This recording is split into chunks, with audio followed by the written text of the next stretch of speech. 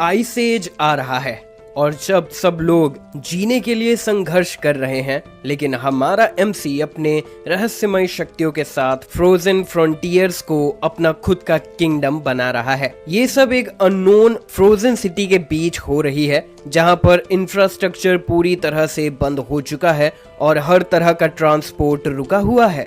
एक urgent report आ रही है कि पृथ्वी ने तेजी से नए आइस एज में प्रवेश कर लिया है। एक न्यूज रिपोर्टर ने ठंड से निपटने की कोशिश करते हुए उसका माइक्रोफोन हर गुजरते सेकंड के साथ फ्रीज हो रहा था जब उसने सबको बताया कि ग्लोबल टेम्परेचर और भी गिरने वाला है बिना किसी रुकावट के। लेकिन उसने पब्लिक से उम्मीद ना छोड़ने की अपील की। अपना फिस्ट बंद कर उसने कॉन्फिडेंस दिखाया कि सरकार अपने नागरिकों को इन मुश्किल वक्त में भूली नहीं है। जब तक लोग साथ हैं, इस मजबूत देश के लोग इस कठिन संकट को पार कर लेंगे। जैसे ही वो और यूनिटी का प्रोपेगेंडा देने वाले थे, अचानक एक पूरी फ्रोजन एयरप्लेन बीच शहर में क्रैश लैंडिंग कर गई, रिपोर्टर और उसकी पूरी क्रू को कुचलती हुई। क्या हो गया तुम्हें? क्यों नहीं बोल रहे हो? एक आदमी ने देश में बची कुची टीवी स्टेशन के द्वारा कवर की गई आखिरी न्यूज ब्रॉडकास्ट का फाइनल शॉट देखा। उसने ये एक फ्रोजन स्क्रीन पर देखा जब वो प्लेन क्रैश लैंडिंग की वजह से बची कुची न्यूज नेटवर्क टीम के ऊपर गिर गया। टीवी ने आखिरकार स्टैटिक में कट किया। बाहर क्या हो रहा है इसकी कोई और न्यूज कवरेज नहीं रही।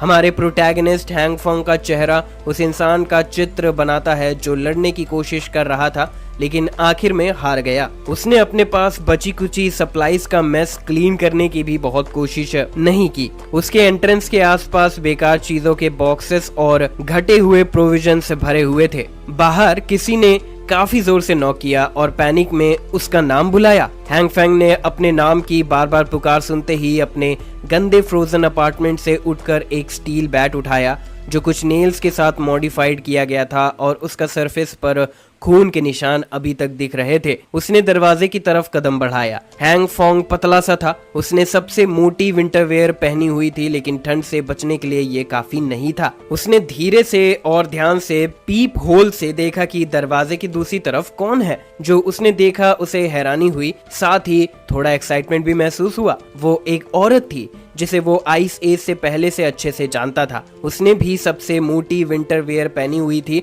लेकिन बाहर एलिमेंट्स के सामने खड़ी होने की वजह से उसका चेहरा लाल हो गया था और उसका शरीर बहुत ज्यादा कांप रहा था। हैंग फॉन्ग ने थोड़ा शर्माते हुए दरवाजा खोला। उस औरत का नाम हियोना था और उसे नहीं पता था कि वो उसके दरवाजे के बाहर क्या कर रही है। बैट पकड़कर उसने उसे अंदर आने को कहा जहां थोड़ा गर्मी और सुरक्षा थी। आजकल बाहर का दुनिया एक खतरनाक लॉलेस जमीन बन गई है। हियोना ने दरवाजा और खोल दिया और हैंग फैंग के रिलेटिवली सेफर रूम में घुस गई।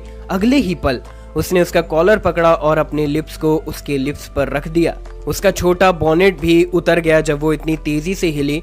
हैंग फंग हैरान था लेकिन उसने उसे पीछे नहीं हटाया और उसकी गाल और भी लाल हो गए। ये गहरी और जज्बाती किस काफी देर तक चली। अगर आप मुझसे पूछे तो ठीक है, हमारे लड़के को थोड़ी स्लोपी किस का मजा लेने दो। उसके घर के खाली हॉलवे में जब वो अलग हुए, दोनों हैंग फंग और हियोना भारी सांस ले रहे थे। उनकी जुबान अभी भी बाहर थी और थोड़ा थूक गिर रहा था। दुनिया खत्म हो रही है और ये दोनों ये सब कर रहे हैं। हाँ, बिल्कुल समझ आता है ना। जब हैंग फंग ने समझा कि क्या हुआ तो उसने पीछे हटते हुए पूछा कि इस औरत को क्या हो गया कि वो उसे पकड़कर किस करने लगी। जैसे ही उसने दरवाजा खोला, अभी भी अपनी सांस संभालते हुए उसने कन्फेस किया कि उसने रियलाइज किया कि हैंग फैंग वही आदमी है जिसे उसने हमेशा प्यार किया। उसकी आंखों के कोने में आंसू आ रहे थे जब उसने कहा कि वो वही है जिसके साथ वो हमेशा रहना चाहती है। एक क्राइसिस की जरूरत होती है किसी के असली रंग देखने के लिए, ये समझने के लिए कि कौन सच में आपकी परवाह करता है और कौन आपके लिए वहाँ होगा चाहे चीजें कितनी भी मुश्किल क्यों ना हो। मुश्किल की बात करते हुए हियोना ने ये साबित करना चाहा कि जो वो कह रही है वो सच है। उसने हैंग फैंग के हाथ उठाकर अपने चेस्ट पर रखे ताकि वो देख सके कि उसका दिल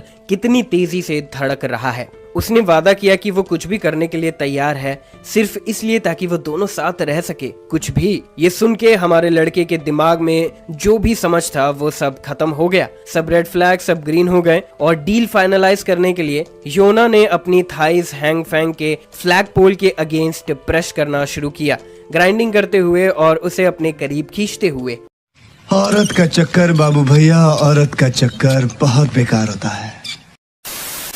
उसने बिल्कुल भी कोई चांस नहीं लिया। दुनिया अगर बर्फ से भरी हुई थी और सप्लाईज लो थे, पर वो कभी नहीं देखा गया जैसा गर्म हो रहा था और नीचे कुछ राइज हो रहा था। हैंग फैंग ने योना की आंखों में देखा जब उसने उसके गाल को प्यार से सराहा। उसने कन्फेस किया कि जो शब्द उसने अभी कहे वो उसके लिए बहुत मायने रखते हैं, लेकिन डोर फ्रेम पर ये सब आगे बढ़ाना सही जगह नहीं थी। योना ने उसे जेंटली शू किया ताकि वो और कुछ ना कहे। उसका बस अब ये चाहना है कि हैंग फैंग अपनी आंखें बंद करे और इस पल को महसूस करे। लॉजिकल माइंड के खिलाफ हैंग फैंग ने जो कहा वो किया। जब उसकी आंखें बंद थी, उसने पूछा कि अब क्या होना था। तभी एक और लड़का आता है जो दरवाजे को ऑमनेसली पकड़ रहा है। ये मिस्टीरियस गाय फ्रोजन डोर को चौड़ा कर देता है। अटैक को हैंग फैंग के सर पर लॉक किया और एक ब्लंट वेपन से मारने की नीयत से हमला किया। बेचारा हैंग फैंग को ये बिल्कुल भी नहीं पता था। जब उसकी आंखें बंद थी, उसका स्कल क्रश हो गया। ये एक ब्लडी और ब्रूटल सीन था।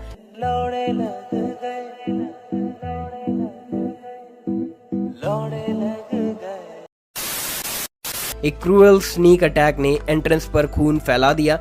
योना और मिस्टीरियस मैन अपार्टमेंट में एंटर हुए। उसने कांपते हुए और स्टर करते हुए ये देखकर शॉक महसूस किया कि उसका पार्टनर इन क्राइम सच में हैंग फैंग को मार देगा। वो आदमी ने हंसी उड़ाते हुए कहा कि उसे इनोसेंट दिखना बंद कर देना चाहिए, क्योंकि उसे पता था कि ये मुलाकात कैसे आगे बढ़ सकती है। दुनिया काफी हेल में चली गई थी और ऐसे काम करने से कुछ भी नहीं बदलेगा। इस ब्रूटल अटैक पर और ज्यादा सोचने का कोई फायदा नहीं। अब देखना यह है कि हैंग फैंग का चंप कितना कुछ छुपा रहा है। अगर उन्होंने अपने कार्ड सही से खेले तो शायद उन्हें इतनी सप्लाईज मिल जाए कि वो रेस्क्यू आने तक सर्वाइव कर सके। सबसे ज्यादा मेस्ड अप ये बात थी कि हैंग फैंग तुरंत नहीं मर गया। वो फ्रीजिंग कोल्ड जमीन पर लेटे हुए दर्द से कांप रहा था जब उसके सर की चोटों से बहता हुआ सारा खून बहकर तुरंत ही फ्रीज हो गया। उसे ये समझ नहीं आया कि क्या हुआ, पर वो हिल नहीं सकता था। शायद ये उसका आखिरी वक्त आ गया था और वो फाइनली जान सकता था कि अपनी जिंदगी खोने का कैसा महसूस होता है। उसने जो आखिरी चीज देखी वो मिस्टीरियस मैन और वो इवल विच योना थी, जो उसके लाश के कुछ ही मीटर दूर फ्लर्ट कर रही थी। वो उसे ऐसे टच कर रहा था जहां वो सिर्फ सपने में सोच सकता था। जब उसने प्रॉमिस किया कि वो उसकी बेस्ट एक्ट्रेस परफॉर्मेंस के लिए उसे इनाम देगा, जिसने पूरे ऑपरेशन को मुमकिन बनाया। जब हैंग फैंग की आंखें हमेशा के लिए बंद हुई, उसने जो नफरत महसूस की वो कोल्ड हार्टेड इंसान के लिए वो अनबियरेबल थी। उसने कसम खाई कि अगर अगला जन्म हुआ तो वो कभी भी लव सिक पपी नहीं बनेगा। जब वो खाली अंधेरे में डूबा, हैंग फैंग ने छोटे छोटे रोशनी के ड्रॉपलेट्स देखने शुरू किए। ये एक छोटी सी तितिक्षा से शुरू हुआ जो कुछ बड़ा और महत्वपूर्ण बनने लगी। जैसे जैसे ये और ब्राइट होती गई, हैंग फैंग ने सोचा कि ये क्या हो रहा है। उसने अनजाने में अपना हाथ आगे बढ़ाया। उसकी स्किन ट्रांसलूसेंट थी, जैसे वो एक अलग ही एंटिटी हो। वो गर्म रोशनी उसे खींच रही थी, रियल वर्ल्ड के अनंत ठंड से गुजरने के बाद। शायद ये स्वर्ग का रास्ता है। पर अचानक गोल्डन लाइट का रंग लाल हो गया। अब ये क्रिम्सन कलर वाला स्वर्ग कैसा है? गोल्डन लाइट से बेट होने के बाद और उस तक पहुंचने की कोशिश करते हुए हैंग फैंग ये कम से कम उसकी बॉडी का एक एब्स्ट्रैक्ट कंस्ट्रक्ट महसूस किया कि उसके लिम्स कट रहे थे, जैसे वो एक मीट ग्राइंडर से गुजर रहा हो। इस आदमी के लिए कुछ भी अच्छा नहीं होता। क्रिम्सन लाइट ने उसके पूरे शरीर को जल्द ही ढक लिया जब उसने दर्द से भरी एक मिजरेबल चीख दी। उसका ट्रांसलूसेंट फ्रेम हर टुकड़े में डिसइंटीग्रेट होने लगा और अंधेरी काली जगह उसकी स्कैटर्ड एसेंस से भर गई। हैंग फैंग अब नहीं रहा, फिर भी वो पेन महसूस कर रहा था, जैसे वो ग्राइंड हो रहा हो और डीकंस्ट्रक्ट हो रहा हो। वो ठंडे पसीने में जाग गया, अपनी जिंदगी के लिए चीखते हुए। दर्द बहुत ही असली था। उसे आंखें बंद करने के लिए झांसा दिया गया। सर पर एक स्मैश हुआ क्योंकि वो ज्यादा हॉर्नी हो गया था और एक डिप्रेसिंग मौत मारा गया। फिर वो एक खाली खाली जगह में जाग गया, एटॉमिक लेवल पे टॉर्न होने के बाद, और अब उसे नहीं पता था कि वो कहाँ है।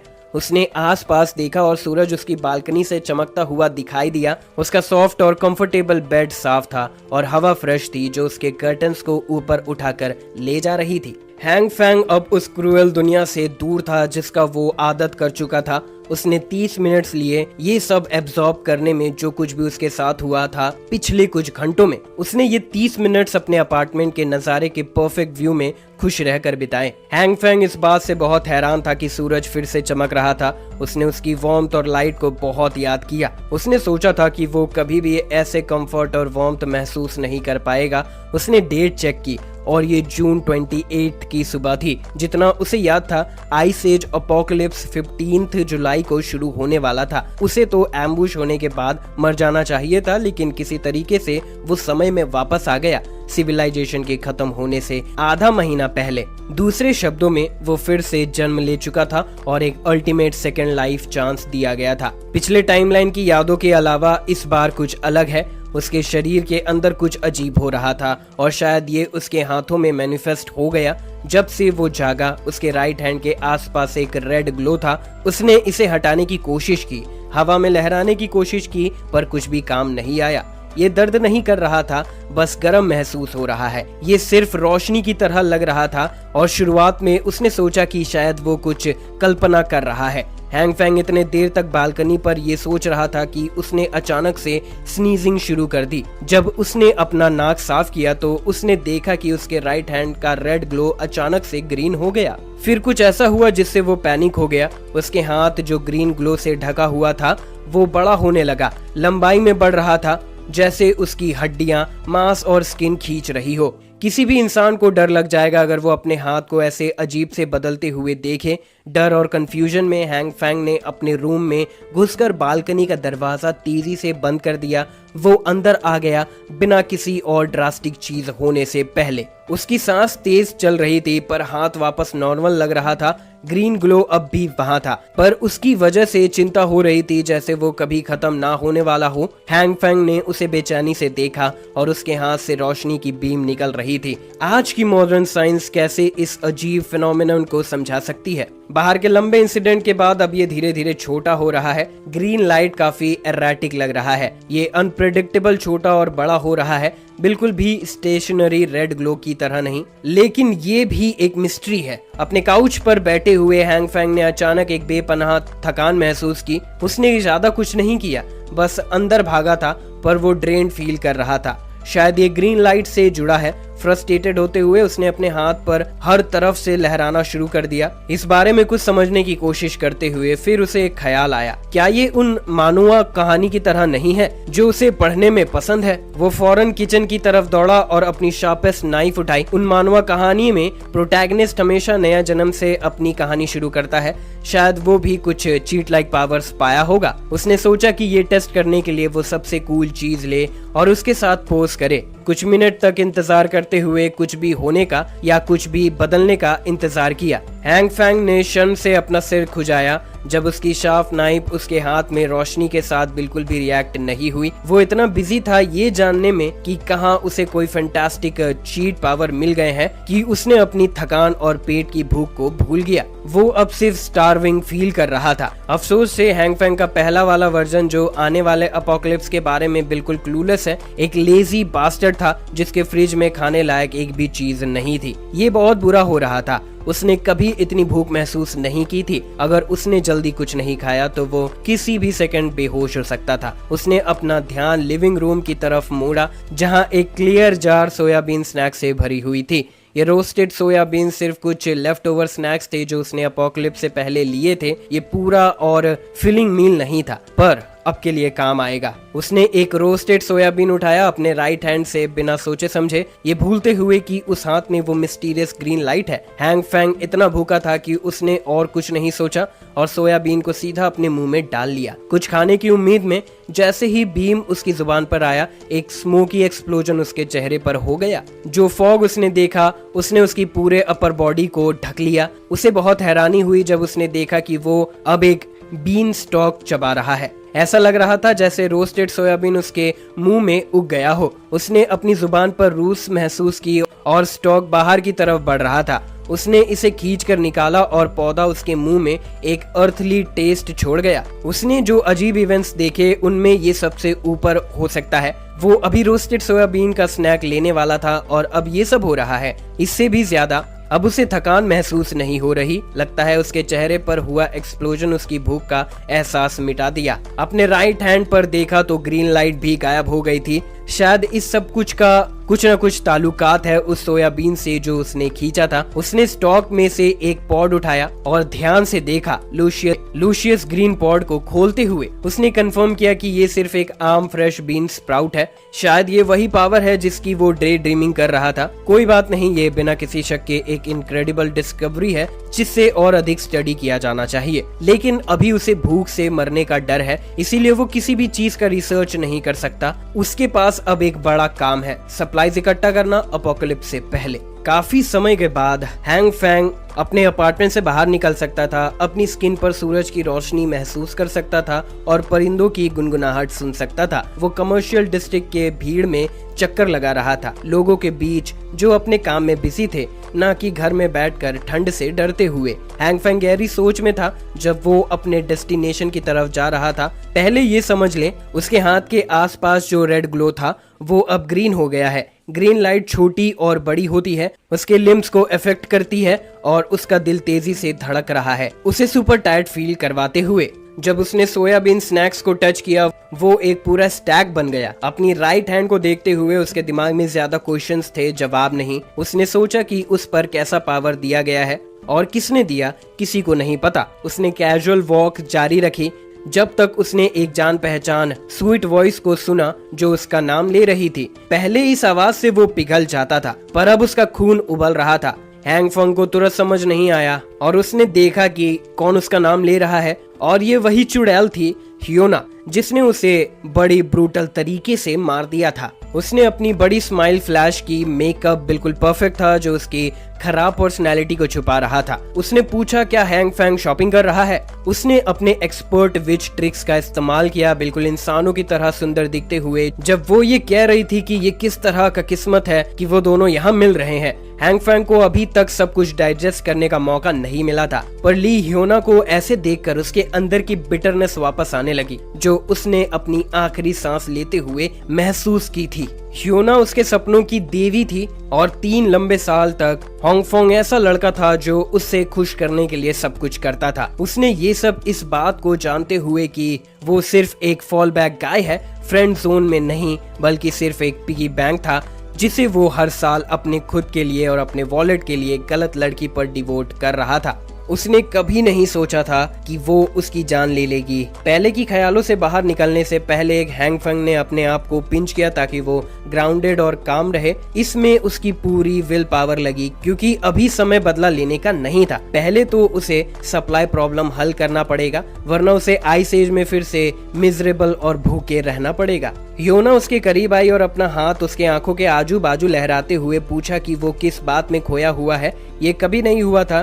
पहले सिर्फ उसकी आवाज सुनते ही वो बेचारा दीवाना हो जाता था। हैंग फैंग ने अपने नफरत को छुपाया और एक फेक स्माइल बनाते हुए उससे माफी मांगी कि वो स्पीचलेस है और आज वो कितनी खूबसूरत लग रही है। उसकी चमक इतनी ज्यादा थी कि वो पल में खुद को भूल गया। ली ह्योना ने थोड़ा हंसी दी और पूछा कि वो कब से इतने स्मूथ हो गया है। उसकी लिप्स थोड़ी सी कॉन्फिडेंट स्मर्क के साथ उठी और सोच रही थी कि उसने इस लड़के को अपने जाल में फंसा लिया है। तो उसने अपने सबसे अडोरेबल पोज के साथ हैंग फैंग को शॉपिंग के लिए इनवाइट किया, पर वो दोनों तो ऐसे ही टकरा गए थे। अब हैंग फैंग के लिए उसे फेस करने की एक लिमिट थी, वरना उसकी रेज आउट ऑफ कंट्रोल हो जाती। इसीलिए उसने आगे बढ़कर माफी मांगी कि आज वो शॉपिंग नहीं कर पाएगा। ली ह्योना हैरान रह गई, ये तो ऐसे नहीं होना चाहिए था। उसे तो एक पैथेटिक लड़के से फ्री स्टफ मिलना चाहिए था। जैसे ही वो दूसरी तरफ चली गई, हैंग फैंग को उस लड़की की टेक्निक की तारीफ करने से नहीं रोक पाया, पर वो फिर से उसका पर्सनल एटीएम नहीं बनने वाला था। अब वो इतने फूलिश नहीं रहा, इसीलिए वो सीधा उस जगह गया जहां उसे सब कुछ मिल सकता था, वॉल्डेमार शॉपिंग प्लाजा। ये वॉल्डेमार शहर का सबसे बड़ा और वेल स्टॉक्ड सुपरमार्केट है ईस्टर्न रीजन में। ये वॉलमार्ट की तरह है, पर उस ब्रांड का कॉपीराइट है। जब आइस एज आएगी ये जगह रातों रात साफ हो जाएगी। पिछले टाइम लाइन में कभी किसी ने नहीं जाना कि ये सब कुछ किसने किया और कैसे। हैंग फैंग ने अपनी शॉपिंग स्प्री शुरू कर दी थी और एक कार्ट को उन गुड्स से भर दिया जो उसे स्टॉक करने थे, ताकि वो समाज के कोलैप्स होने से पहले जितना हो सके तैयार रहे। उसने कुछ इंटरनेट फोरम्स पर जेनेरिक अपोकलिप्स सर्वाइवल गाइड के बारे में भी देखा और ये काफी हेल्पफुल साबित हुआ। वो स्क्रॉल करते हुए उन चीजों की लिस्ट बनाता गया जो उसे उसे चाहिए थी, जैसे खाना, winter clothes, medicine, daily necessity, fuels, tools, transportation और वेपन्स। तैयारी करने के लिए बहुत कुछ था, पर वो सप्लाईज लेने के लिए इतना पंप्ड था कि उसने एक और बड़ी प्रॉब्लम भूल गया। उसकी पर्सनल वॉलेट का करंट बैलेंस सिर्फ 1500 युआन था, जो 2000 USD से थोड़ा ज्यादा है। वो कैसे आईसी अपोकलिप्स में एक सेफ और कंफर्टेबल लाइफ सिक्योर करेगा सिर्फ इतने पैसे से? उसे इस वक्त और भी ज्यादा कैश की जरूरत थी। तभी उसके फोन पर एक मैसेज नोटिफिकेशन आई। ये मैसेज शायद आसमान का तरीका था उसे काम होने के लिए कहने का। ये मैसेज एक ऑर्गेनाइजेशन से था जिसका नाम मनी जार लोन्स था, जो उसे 1,68,000 युआन तक का लोन देने के लिए अप्रूव्ड एलिजिबिलिटी की बधाई दे रहा था, जो $23,000 से थोड़ा ज्यादा बन रहा था। उसके दिमाग में बत्ती जली। फंड्स के लिए पैनिक करने की जरूरत नहीं थी। उसने कैसे भूल गया कि टेक्नोलॉजी की सुविधा उसे एक इन्फिनिट मनी ग्लिच दिया है। ऐसे डजन्स मनी लेंडिंग एप्स हैं जो सिर्फ मिनिमल रिक्वायरमेंट्स मांगती है लोन अप्रूव करने के लिए, उन लोगों के लिए जो कैश के लिए डेस्परेट हैं। ये एप्स काफी प्रीडोटरी हैं, पर अगर वो खुद को डेप्ट में डाल रहा है तो कोई बात नहीं, क्योंकि अपोकलिप्स के बाद उसे इन्हें वापस नहीं करना पड़ेगा। कमर्शियल डिस्ट्रिक्ट में एक औरत गुस्से से एक खाली सोडा कैन को कर्ब पर किक कर रही थी। वो ऑब्वियसली किसी बात से अपसेट थी और ये ली योना थी। उसका मूड बिल्कुल अच्छा नहीं लग रहा था। उसकी आंखें टॉक्सिक बिट्रेयल से भरी हुई थी, क्योंकि आज उसके एक सबसे बड़े सिंप ने शॉपिंग पर जाने से मना कर दिया था जब वो पूरी तरह से तैयार होकर आई थी स्पॉइल होने के लिए। वो सीरियसली पिस्ड ऑफ थी कि हैंग फंग ऐसे ही चला गया बिना उसकी बैंक अकाउंट को खत्म करने दिए, जैसे एक वर्थलेस लीच। उसने अपने दिमाग में उस लड़के को गलत समझते हुए इंसल्ट करना शुरू किया, कहकर कि वो एक पथेटिक लूजर है जो एक कार भी नहीं रखता। योना ने वाव किया कि वो उस लड़के को कभी भी अच्छा नहीं बोलेगी। उसके गुस्से से भरी हुई वॉक तभी बीच में रुक गई जब एक कार से लाउड हॉकिंग आई। क्यूरियस होते हुए उसने देखा क्या हो रहा है। उसने देखा कि एक ब्रांड न्यू ट्रक आई है, बिल्कुल डीलरशिप से नहीं। वो अभी भी शाइनी और प्रीमियम दिख रहा था। हैंग फंग ड्राइवर सीट से विंडो नीचे कर रहा था। उसने जस्ट पास किया जब वो कमर्शियल डिस्ट्रिक्ट में वॉक कर रही थी। नए व्हील्स देखकर योना का वाव कि वो कभी भी हैंग फंग के लिए अच्छा नहीं बनेगी उसके दिमाग से निकल गया। उसने सिर्फ नए लेदर सीट्स और कैश की खुशबू देखी। हैंग फैंग ने कार से उतरते ही जब पूछा गया कि क्या ये कार उसकी है, उसने पॉजिटिवली जवाब दिया और कहा कि उसने इसे अभी अभी लिया है। उसने एक स्टोरी बनाई कि उसका डैड यूनाइटेड स्टेट्स में बिजनेस में बड़ी तरक्की कर रहा है तो उसके पास कुछ कैश है। उसने ये भी बताया कि वो अभी एयरपोर्ट से अपने डैड को ड्रॉप करके आ रहा है। ली का चेहरा चमक गया। उसकी आंखों में सिर्फ एक ही वजह थी, रिच होने का मौका।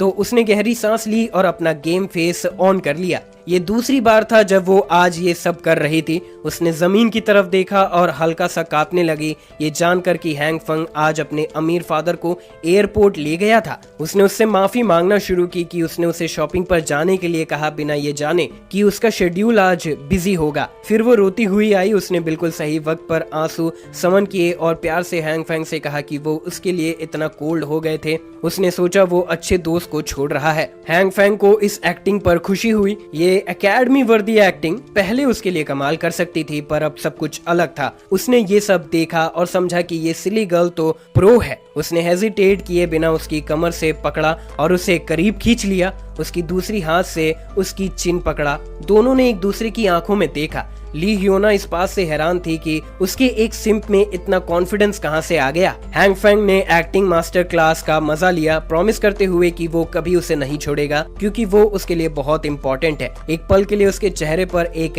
इविल स्माइल थी, पर उसने जल्दी से उसे हटा दिया और सिंसियर स्वीट गर्ल एक्ट जारी रखा। उसने अपने बिग गन्स निकाले और एडमिट किया कि हैंग फंग उसके लाइफ में भी काफी स्पेशल है। उसने उसे लंच और मूवी पर बुलाया ताकि वो उसे अच्छे से जान सके। जैसे ही वो उसे जवाब पूछने वाली थी, हैंग फैंग तो हवा की तरह चला गया। ये एक परफेक्ट अननोटिसेबल एस्केप था। योना स्पीचलेस रह गई। उसने हर्टफेल्ट कन्फेशन एक्चुअली कुछ नहीं, सिर्फ हवा के लिए किया था। हैंग फैंग अब अपने ट्रक के पीछे बॉक्सेस से खेल रहा था, प्लेफुल तरीके से कंप्लेन करते हुए कि उसे अभी भी इतनी चीजें उठानी है और उसका शेड्यूल कितना बिजी है। ये देखकर ली ह्योना थोड़ी चिढ़ गई कि उसका अटैक काम नहीं आया। उसने अपने स्वीट गर्ल कंपोजर को बनाए रखने की कोशिश की जब उसने पूछा कि उसने इतना सारा सामान क्यों खरीदा है। उसने जवाब दिया कि इतना कुछ तो कोई खास नहीं है, बस कुछ चीजें उठाई हैं जो उसे उसे पसंद थी। वो चुड़ैल को और तंग करने का मजा ले रहा था। हैंग फेंग ने झूठ बोलते हुए जोश से उसे बताया कि उसके लिए उसने एक प्रेजेंट लिया है। ह्यूना ने अपने हाथ का ओवर प्ले करते हुए गुड बाय बोला और अपने घर की तरफ चली गई। उसने मुस्कुराते हुए कहा कि वो उस गिफ्ट का इंतजार कर रही है। जैसे ही उसने हैंग फेंग की तरफ से मुंह मोड़ा, उसके लिप्स पर एक सिली स्माइल आ गई, प्राउड फील करते हुए कि उसने अपने पिगी बैंक के साथ कैसे डील की। दूसरी तरफ हैंग फेंग सिर्फ चुड़ैल के साथ मजाक कर रहा था। उसने समझा कि इस औरत को अपने स्टॉक पाइल ऑफ सप्लाईज के बारे में नहीं पता चलना चाहिए। ये सारी चीजें उसकी अपोकलिप्स में सर्वाइव करने की टिकट है। ह्यूना को अपने टर्न का इंतजार करना पड़ेगा। जब दुनिया खत्म होगी, हैंग फेंग इंश्योर करेगा कि उसे उसका मिलने वाला हिस्सा मिल जाए। वो मिस्ट्री गाय जिसने उसके सर पर मारा था, उसका एंजाइटी अब शुरू हो रही है और हैंग फेंग अब एक्चुअली उस आने वाले समय का इंतजार कर रहा है। जब तक उसने अपनी सारी छोटी सर्वाइवल नोटबुक में सब कुछ तैयार किया, तब तक 14 जुलाई हो गया था। बस एक और दिन था जब टेम्परेचर गिरने वाला था और सब कुछ केओस में चला जाएगा। अब उसकी लिस्ट पर अगला मेन इवेंट था जो वो अनसर्टेनिटी की वजह से पोस्टपोन करता आ रहा था। अब वक्त आ गया था कि वो अपनी मिस्टीरियस एबिलिटी का सही से पढ़ाई करे। हैंग फेंग ने डिनर के लिए एक होम कुक्ड मील बनाया। जब वो आने वाले आइस एज अपोकलिप्स में अपनी सर्वाइवल पर सोच रहा था, जब चीजें मुश्किल होती हैं तो सिर्फ उसके इकट्ठा किए गए सप्लाईज पर रिलाई करना काफी नहीं होगा। लेकिन उसके पास इस प्रॉब्लम का एक पॉसिबल सोल्यूशन है। प्लांट्स को किसी मिस्टिकल तरीके से मैनिपुलेट करने की उसकी एबिलिटी शायद उसके सस्टेनेबल फ्यूचर के अकेली होप हो। उसने जो मील बनाया उसका मेन इंग्रेडिएंट सोया बीन्स था। हाँ, वही सोया बीन जो उसने एक रोस्टेड स्नैक से कंज्योर किए थे अपनी एबिलिटी का इस्तेमाल करके। उसने अपनी सोच को काफी दफा ट्राई किया गेस्चर्स और पॉसिबल ट्रिगर्स पर, लेकिन लाइट अब तक नहीं आए। एक्टिवेशन इतना रैंडम है कि सही ट्रिगर ढूंढना लगभग इम्पॉसिबल है। अब वक्त है एक रिस्की टेस्ट टेस्ट लेने का। उसे ये इंश्योर करना है कि उसकी एबिलिटी से कंज्योर्ड फूड एडिबल हो। किसे पता था कि कुछ बीन्स ट्राई करना इतना नर्व रैकिंग होगा। फंग ने अपनी प्लेट का आधा हिस्सा बीन्स का खाया बिना किसी अपैरेंट प्रॉब्लम के, और फिर सोया मिल्क भी टेस्ट और सेफ्टी टेस्ट पे पार कर गया। अपने लंच को चाटते हुए ये कंफर्मेशन की उसकी एबिलिटी एडिबल फूड प्रोवाइड कर सकती है गेम चेंजिंग था। कम से कम ये प्रूव करता है कि उसके पास थियोरेटिकली फूड स्पॉन करने की एबिलिटी है। अगला स्टेप ज्यादा मुश्किल और ट्रायल और एरर बेस्ड होगा। उसको ये समझना होगा कि रेड और ग्रीन लाइट को कैसे यूज करे और उन्हें अपनी मर्जी के मुताबिक कैसे लगाएं। अब तक उसने सिर्फ सोया बीन्स पर ही ट्राई किए हैं, लेकिन अगर वो इसे दूसरी चीजों पर भी यूज कर सके तो क्या होगा। नए से स्टॉक फ्रिज को खोलते हुए हैंग फेंग ने डिसाइड किया कि वो एक्सपेरिमेंट करेगा और देखेगा कि क्या उसकी एबिलिटी दूसरे प्लांट्स पर भी काम करेगी। टेस्टिंग का समय दोपहर से लेकर सूरज के डूबने तक चला। हैंग फेंग को नहीं पता था कि एक्सपेरिमेंटेशन के बीच में उसका बेहोश हो जाना था। जब उसने धीरे से अपने आंखें खोली तो देखा कि उसकी राइट हैंड में कुछ पकड़ा हुआ है, कुछ ग्रीन वेजिटेबल्स, एक बड़ा ब्रोकली। जब वो जमीन से उठा तो उसे अपने किचन का एब्सोल्यूट मेस से कोई फर्क नहीं पड़ा, क्योंकि उसके सर में दर्द काफी था, जैसे कुछ उसके दिमाग के अंदर से मार रहा हो। उसे इस सेंसेशन का ध्यान रखना होगा आगे के लिए। इसकी पावर का दिमाग और बॉडी पर भारी असर पड़ता है और बिना रेस्ट्रिक्शन के इस्तेमाल नहीं किया जा सकता, वरना उसे हर दिन बेहोश होकर माइग्रेन के साथ उठना पड़ेगा। उठने के बाद उसने तुरंत 1 चम्मच बीन्स लिए ताकि फिर से एनर्जी ले सके। शायद उसने आज अपने आप को लिमिट तक पुश किया, पर कम से कम उसे इस मिस्टीरियस एबिलिटी के बारे में कुछ इम्पोर्टेंट पता चला। बेहोश होने से कुछ घंटे पहले उसने किचन फ्लोर पर प्रोड्यूस का एक डाइवर्स सिलेक्शन अच्छे से अरेंज किया था। उसने अपने पावर का इस्तेमाल करने की कोशिश की उनमें से हर कुछ पर। जब उसने ग्रीन लाइट एक्टिवेट की तो कुछ रूट क्रॉप्स जैसे आलू उसकी ग्रीन लाइट पर बिल्कुल रिएक्ट नहीं हुए किसी अननोन वजह से। लेकिन सभी क्रॉप्स ऐसे नहीं थे। कुछ सीड्स फुल ब्लोन प्लांट्स में बदल गए, जैसे सोयाबीन स्टैक्स। व्हीट भी उनमें से था, और कुछ ना तो वही रहे और ना फुल क्रॉप्स में बदले, बस उसके हाथों में मिनी बॉम्ब्स की तरह एक्सप्लोड हो गए। ये एक डरावनी अनुभव था जो हैंग फेंग को बिल्कुल ऑफ गार्ड पकड़ लेता है। उन एक्सप्लोजन्स के बाद प्लांट एक ऐसे सब्सटेंस में बदल गए जो कोल जैसा दिख रहा था, लेकिन बहुत हल्का था। ये डेवलपमेंट डेफिनेटली उसकी एक्सपेक्टेशन से भरा था। खुशकिस्मती से उसने इन इनएडिबल ब्लैक सब्सटेंस का कुछ अच्छा इस्तेमाल ढूंढ लिया है। जब इन्हें एक कंटेनर में रख कर जलाया जाता है तो ये कोल की तरह स्पेस को हीट करते हैं। एक ऐसे फ्यूचर से आने वाले हैंग फेंग ये छोटी छोटी गर्मी की मजे लेने के लिए खुश था, क्योंकि उसे फ्यूचर में वार्म रहने के लिए चिंता चिंता नहीं करनी पड़ेगी। कई एक्सप्लोजन्स के बाद उसने और भी बार कोशिश की और ज्यादातर में फेल हुआ। वो बस उन ब्लैक बॉल्स को एक एक करके बकेट में डालता रहा। जब उसने कुछ सीड्स लिए जो उसने खरीदे थे तो उसने ज्यादा मेडिटेटिव स्टांस अडॉप्ट किया और अपने सांस पर फोकस करने की कोशिश की। कुछ मिनट्स की इंटेंस कंसंट्रेशन के बाद जो उसे स्वेट करने पर मजबूर कर रही थी, उसने इस एक्सपेरिमेंट में सबसे बड़ा सक्सेस हासिल किया। एक जाइगेंटिक ब्रोकली उसके हाथ में आया, लेकिन उसकी आंखें बंद होने लगी और उसकी कॉन्शियसनेस चली गई। उसने नोट किया कि इस मेथड का सक्सेस रेट अभी भी बहुत रैंडम है। फिर उसका बॉडी फ्लोर पर गिर गया। खुशकिस्मती से वो टाइल्स पर बैठा था, इसीलिए गिरने से ज्यादा तकलीफ नहीं हुई। हैंगफैंग अब जाग गया है और उसका पेट बीन से भरा हुआ है। उसने ब्रोकली के साथ खेलते हुए सोचा, लेकिन अब तक उसे इस एबिलिटी का कोई पैटर्न समझ नहीं आया है। लेकिन वो हार नहीं मान सकता। इस एबिलिटी के काम करने के पीछे जरूर कोई प्रिंसिपल होगा। अभी भी बहुत सारी अननोन्स है, लेकिन आज उसने कुछ प्रोग्रेस की है। कम से कम अब उसे लाइट्स के एक्टिवेटिंग कंडीशन का कुछ समझ आ गया है। कौन सोच सकता था कि इस अजीब स्किल को एक्टिवेट करने की चाबी उसकी अपनी कॉन्शियसनेस में छुपी हुई है। उसे बस एक मेडिटेटिव ट्रांस में जाना होता है। उसका मेथड इन्वॉल्व करता है अपने आप को प्रकृति में नंगा सोचना, बिना किसी ह्यूमन सिविलाइजेशन के कंस्ट्रेंट्स के। दूसरे शब्दों में अपने माइंड प्लेस में वो नंगा घूमता है, जमीन पर नंगे पैरों से चलता है। उसकी रूह मिट्टी से डायरेक्ट कांटेक्ट में होती है जहां जीवन उगता है। सूरज की रोशनी उसकी त्वचा को चूमती है और उसके आसपास का सब जीवन हार्मोनाइज करता है, बिल्कुल एडम की तरह गार्डन ऑफ एडन में। उसका शरीर और मन दोनों प्रकृति का हिस्सा है, एक पीसफुल रेजोनेंस के साथ जो सब जीवन में है। जब वो इस स्टेट ऑफ माइंड में पहुंचता है, धीरे से अपनी आंखें खोलता है और एक फेमिलियर ग्रीन ग्लो फिर से नजर आता है। उसकी ये एबिलिटी सीधा उसकी कॉन्शियसनेस से जुड़ी हुई है। इस कॉन्सेप्ट पर काम करते हुए अब वो ग्रीन लाइट को फ्रीली बुला सकता है। अब जब उसने सब प्लांट सैंपल्स के साथ काम कर लिया है और सक्सेस रेट लो है, तो अब दूसरे टाइप के स्पेसिमेन पर मूव करने का टाइम है। दूसरे एक्सपेरिमेंट का टारगेट इस बार हर तरह के मीट्स होंगे। तो उसने धीरे से अपने ग्रीन लाइट से लपटे हुए हाथ को एक जूसी मीट के स्लैब की तरफ बढ़ाया।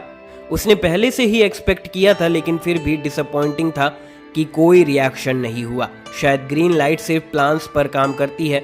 सोचता है कि जेंटल अप्रोच इफेक्टिव नहीं हो सकती। हैंगफैंग ने अपने मीट को पकड़ा और जोर से दबाया, प्रार्थना करते हुए कि उसका राइट हैंड अपना मैजिक दिखाए। कुछ मिनट्स बाद उसे एक्सेप्ट करना पड़ा कि कुछ नहीं होगा। उसकी थकी हुई आंखों में हार और निराशा साफ दिखाई दे रही थी। तभी उसने सोचा उस सेंसेशन के बारे में जो उसने ट्रांस में मेडिटेट करते हुए महसूस की थी। एक्सपेरिमेंट के दौरान उसने 2 अलग अलग रंग, रेड और ग्रीन लाइट्स को महसूस किया था। अब तक उसने रेड लाइट का यूज नहीं किया था। अपनी एबिलिटी के प्राइमरी ट्रिगर फंक्शन को समझते हुए उसने बस अपनी कॉन्शियसनेस से रेड लाइट को बाहर निकाला। मीट को पकड़े हुए उसने अपनी आंखें बंद की और अपनी सिस्टम में डॉर्मेंट एबिलिटी को एक्टिवेट करने की कोशिश की। थोड़ी देर बाद उसके राइट हैंड पर एक रेड लाइट की चिंगारी नजर आई। उस इनिशियल स्पार्क के साथ ही ग्लो उसके हाथ के इर्द गिर्द लपेट गया। हैरानी की बात यह थी कि ये मीट के टुकड़े के इर्द गिर्द भी लिपट गया। ऐसा लग रहा था जैसे मीट सरफेस पर कोई बबलिंग रिएक्शन हो रहा हो।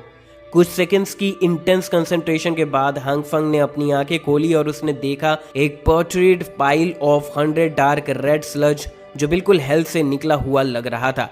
जैसे ही रेड लाइट कम हुई, उसने तुरंत उस वाइल्ड चीज को जमीन पर फेंक दिया, डिस्गस्ट फील करते हुए। तुम भी उसकी जगह होते तो यही करते। ये समझते हुए कि ये डिसफिगर्ड स्लॉग कुछ वैल्यूएबल इंसाइट्स दे सकता है, हैंगफैंग जमीन पर झुककर उसे ऑब्जर्व करने लगा। उसने उस चीज को पोक किया और ये थोड़ा स्क्विशी था। तो ये है रेड लाइट का मीट पर रिएक्शन। ये देखने में घिनौनी लग रही थी, लेकिन टेक्सचर और ओवरऑल फील ये पॉइंट करते हैं कि मीट कुक हो गया है या कुछ और हुआ है। क्या ये सच में सब कुछ है जो रेड लाइट कर सकता है? चीज़ों को गर्म करना, स्टोव और पैंस भी यही कर सकते हैं और ज़्यादा एपेटाइजिंग मील्स बना सकते हैं। हैंगफैंग ये मानने से इनकार करता है कि ये बस इतना ही है। अपनी कॉन्शियसनेस का यूज़ करके अपनी एबिलिटीज़ को ट्रिगर करते हुए उसने अपनी कैपेबिलिटीज़ को डीपर लेवल पर समझा। अगर वो रेड लाइट सेंसेशन को डिस्क्राइब करे तो ये एक डिसइंटीग्रेशन प्रोसेस जैसा होगा। उसका अगला मीट एक्सपेरिमेंट पहले वाले से काफ़ी बेटर था। अगर ऐसा है तो इन दोनों लाइट के अंडरलाइंग कॉन्सेप्ट्स को समझना शायद पहले से आसान होगा। उसने अपने बीन पाइल से कुछ सोयाबीन्स उठाए और अपने राइट हैंड में जोर से पकड़ा। उसके लेफ्ट हैंड में रेड लाइट और कुक्ड अप मीट था। अगर ग्रीन लाइट मैटर के एवोल्यूशन को रिप्रेजेंट करती है तो रेड लाइट इसका अपोजिट होगा, जो डिसइंटीग्रेशन होगा। जब वो कुछ कंफ्यूजिंग कॉन्सेप्ट्स को टेस्ट कर रहा था, उसने सोचा क्या होगा अगर वो ग्रीन लाइट से बीन्स को और रेड लाइट से मीट को कंबाइन करे। रिजल्ट उसकी एक्सपेक्टेशन से भी बड़ा रिएक्शन था। कॉम्बिनेशन ने उसके हाथों के बीच एक ब्राइट ब्लाइंडिंग लाइट प्रोड्यूस की। जब लाइट्स कम हुई तो उसने देखा कि उसका मीट काफ़ी बड़ा हो गया था। मीट सुपर साइज्ड हो गया था, लेकिन उसके राइट हैंड में सोयाबीन्स कहाँ गई? क्या ये हो सकता है कि दोनों सब्जेक्ट्स मर्ज हो गए हों और ये जाइंट स्लैब प्रोड्यूस किया गया हो? हैंग फेंग ने बड़े मीट को ध्यान से इंस्पेक्ट किया। चाहे तुम इसे किसी भी एंगल से देखो, ये अनडिनाइबली इनक्रेडिबल लग रहा था।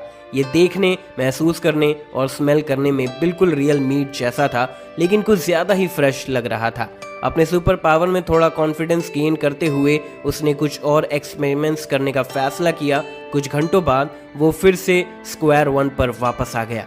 उसके किचन फ्लोर पर मीट्स और क्रॉप्स के 4 रिमेन्स भरे हुए थे। फ्रस्ट्रेटेड होकर उसने तुरंत टैंट्रम थ्रो किया और जो भी उसने ट्राई किया सब मिजरेबली फेल हो गया। अपना सारा गुस्सा निकालने के बाद हैंग फेंग बैठ गया और एक डीप ब्रेथ लेता है। अब वो एक्सपेरिमेंट्स को पॉज करेगा। वो हमेशा अपना टाइम ले सकता है इसकी डीपर कॉम्प्लेक्सिटीज को समझने के लिए। आज का दिन फिर भी प्रोडक्टिव था, चाहे उसने इसे एक बिटर और चैरेड नोट पर एंड किया हो। हैंग फेंग को फ्यूचर दिख रहा है। अगर वो इस मिस्टीरियस पावर को सक्सेसफुली मास्टर कर ले तो इसमें कोई डाउट नहीं है कि इन्फिनिट रिसोर्स के साथ वो पोस्ट अपोकलिप्टिक वर्ल्ड के पिनाकल पर खड़ा होगा। ये उसका सपना है, तो वो अपनी इमेज में कुछ स्वीट मसल डाल सकता है। पावर की बात करें तो उसने शायद सर्वाइवल का एक इम्पॉर्टेंट एस्पेक्ट को भूल गया था। सिर्फ फूड से काम नहीं चलेगा। आने वाले दिनों में अगर उसके पास एक डिसेंट वेपन नहीं होगा अपने आप को डिफेंड करने के लिए, तो वो अपने लूट के साथ कंप्लीटली वल्नरेबल होगा। उसने जल्दी से अपने फ्लोर पर बिखरे हुए वेरियस क्रॉप्स को उठाया। उसे जल्दी से एक वेपन ढूंढना होगा पहले कि टेम्परेचर नोज डाइव पर चला जाए। विंडो से बाहर देखते हुए ऐसा लग रहा था कि अपोकलिप्स के इनिशियल स्टेजेस शुरू हो चुके हैं। स्नो गिरना शुरू हो गया है। पब्लिक शायद सोचे कि ये एक टिपिकल स्नोई इवनिंग है, लेकिन ये नहीं है। पिछले टाइमलाइन की तरह ये सच में हो रहा है। मॉडर्न सिविलाइजेशन का कोलैप्स शुरू हो रहा है। बाहर जाते हुए हैंग फेंग को डर है कि टेम्परेचर एक हफ्ते के अंदर 45 बिलो तक गिर जाएगा। उसे जल्दी से एक गन चाहिए, लेकिन इस देश में गन खरीदना इलीगल है और उसके पास क्रिमिनल वर्ल्ड में कोई कनेक्शन भी नहीं है। तभी उसने एक स्कैंडलस आदमी को चिल्लाते और बूस्ट करते हुए सुना कि वो एक कंस्ट्रक्शन गाय है जिसके हर प्रोजेक्ट पर मिलियंस लगे हुए हैं। वो आदमी एक पासर बाय को ब्रैग कर रहा था कि वो इनफेमस लाओ वैंग को जानता है जो शियांग लीता ग्रुप से है। वो इतने क्लोज है कि प्रैक्टिकली ब्रदर्स हैं। हैंग फेंग सोचता है कि उसने इस थग को पहले देखा है, एक डम एस जो एग्जैगरेट फैशन स्टाइल में होता है, क्वेश्चनेबल ऑथेंटिसिटी के ज्वेलरी से ब्लाइंडेड आउट और over the top street wear पहनता है। ये आदमी हर किसी को सिगरेट ऑफर करता है। इस एरिया में लोग इसे ब्लीच्ड हेयर सिगरेट लविंग थग को होमलेस जो कहते हैं। होमलेस जो का असली नाम ली है, लेकिन उसे पसंद है जब लोग उसे ब्रदर ली बुलाते हैं। वो हैंग फेंग के नेबरहुड में रहता है और रेप्यूटेड है कि वो कॉन्ट्रैक्टिंग प्रोजेक्ट्स का इंचार्ज है और एरिया के सब लोगों और चीजों के बारे में सब कुछ जानता है। अगर तुम उसे कुछ सिगरेट्स ऑफर करो तो वो सिर्फ हाउस ही ब्रांड एक्सेप्ट करेगा, क्योंकि दूसरे ब्रांड्स उसे खांसी दिलाते हैं। वो हमेशा अपने बड़े भाई के प्रोजेक्ट्स में मदद करता रहता है और साउना जाने का इंतजार करता है। असलियत में इस बम के पास कोई प्रॉपर जॉब नहीं है, लेकिन वो हमेशा बिजी एक्ट करता है। तुम उसे अक्सर देखते हो कॉल पर डील्स वर्थ 20 मिलियन या 10 मिलियन चिल्लाते हुए, जैसे वो चाहता हो कि सबको पता चले कि वो कितना सक्सेसफुल है। ये आदमी एक डेड बीट है, लेकिन हैंग फेंग देख सकता है कि शायद होमलेस जो के पास वो नेसेसरी कनेक्शंस हैं जो उसे जरूरत है। तो हैंग फेंग उस थग के पास गया, उसे ब्रदर ली कहकर बुलाया और कहा कि काफी टाइम हो गया है जब से वो मिले हैं। हैंग फेंग ने एक ऑकवर्ड स्माइल के साथ हाथ हिलाया, अनश्योर कि ये आदमी कैसे रिस्पॉन्ड करेगा। ब्रदर ली एनॉयडली पूछा कि क्या वो एक दूसरे को जानते हैं। हैंग फंग जो ली से छोटा था, उसने अपना इंट्रोडक्शन जियान के रूप में दिया, जिसे लिटिल ब्रूक कहते हैं। उसने कसम खाई कि वो पहले मिले हैं लेकिन शायद भूल गया हो। थग ने कंप्लेन किया कि वो लेटली काम में डूबा हुआ था, इसीलिए उसकी बैड मेमोरी के लिए उसे ब्लेम नहीं किया जा सकता, लेकिन वो बात करने के लिए काफी रिसेप्टिव था। हैंग फैंग ओवरली कॉशियस था क्योंकि वो कुछ इलीगल मांगने वाला था। उसने एरिया को सर्वे किया लेफ्ट से राइट देखते हुए, ताकि इंश्योर कर सके कि कोई सुन ना रहा हो जो वो कहने वाला था। फिर वो ब्रदर ली के पास गया और सीधा उसे वेपन मांग लिया जो उसे आने वाले दिनों में अपने आप को डिफेंड करने के लिए चाहिए था। ली डर के मारे उछल पड़ा और पूछा कि उसे गन किस लिए चाहिए। ये अच्छी साइन नहीं थी। गिल्टी क्रिमिनल जैसा महसूस करते हुए हैंग फैंग को ये पुश थ्रू करना पड़ा क्योंकि उसे कोई और नहीं सूझ रहा था जो उसकी प्रॉब्लम में मदद कर सके। ली ने सीरियसली बात करना शुरू किया, कुछ क्लियर करना चाहते हुए पहले कि वो आगे बढ़े। उसने जोर दिया कि उसकी ऑर्गेनाइजेशन किसी इलीगल एक्टिविटीज में इन्वॉल्व नहीं है और गन सीरियस बिजनेस है। उसने हिंट दिया कि उसके पास कनेक्शंस हैं, लेकिन वो ऑर्डिनरी लोगों को डेंजरस चीजों में मिक्स नहीं करता। हैंग फंग ने थक के क्वेश्चनेबल लुई विटॉन बैग को अपने फेस से हटा दिया और जोर दिया कि ब्रदर ली ने सब गलत समझा। वो बस सेल्फ डिफेंस के लिए कुछ फोर आर्म्स के बारे में पूछ रहा था क्योंकि उसका किसी नेस्टी पर्सनल ग्रज में इन्वॉल्वमेंट था। हैंग फंग ने एक कहानी बनाना शुरू की जैसे वो बोलते बोलते बना रहा था। उसके मुताबिक एक दिन जब वो अपनी बाइक से काम पर जा रहा था, उसने देखा एक बूढ़ा आदमी जो बाइक लाइन में हर जगह थूक रहा था। ये बहुत ही घिनौना था और बात और भी खराब तब हो गई जब हवा ने उस डिस्गस्टिंग थूक के ग्लॉस को हैंग फंग के चेहरे पर उड़ा दिया, जब वो बस अपने काम से काम रख रहा था। उस घिनौने बूढ़े आदमी से गुस्से में हैंग फंग ने अपनी बाइक को साइड में फेंक दिया और उस बूढ़े आदमी का सामना किया। तुम पूछ रहे हो कि उस बदमाश ने क्या किया? उसने फिर से उस पे थूक दिया जब वो अपनी शिकायत बता रहा था। हैंग फैंग से ये और बर्दाश्त नहीं हुआ और उसने उस घिनौने बूढ़े आदमी पर कुछ स्ट्रीट जस्टिस लाया। उसने उस आदमी को सड़क के बीच में अच्छी तरह से पीटा। सब लोग साइड से देख रहे थे।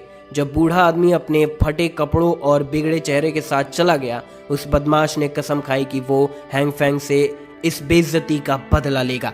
अगले दिन वो बूढ़ा आदमी पैच्ड अप होकर हैंग फंग के यूजुअल बाइक रूट पर इंतजार कर रहा था, इस बार कुछ गूंस के साथ। उन्होंने हैंग फैंग को काफी बुरी तरह से पीटा और धमकी दी कि अगर उन्होंने उसे कहीं भी देखा तो फिर से पिटेगा।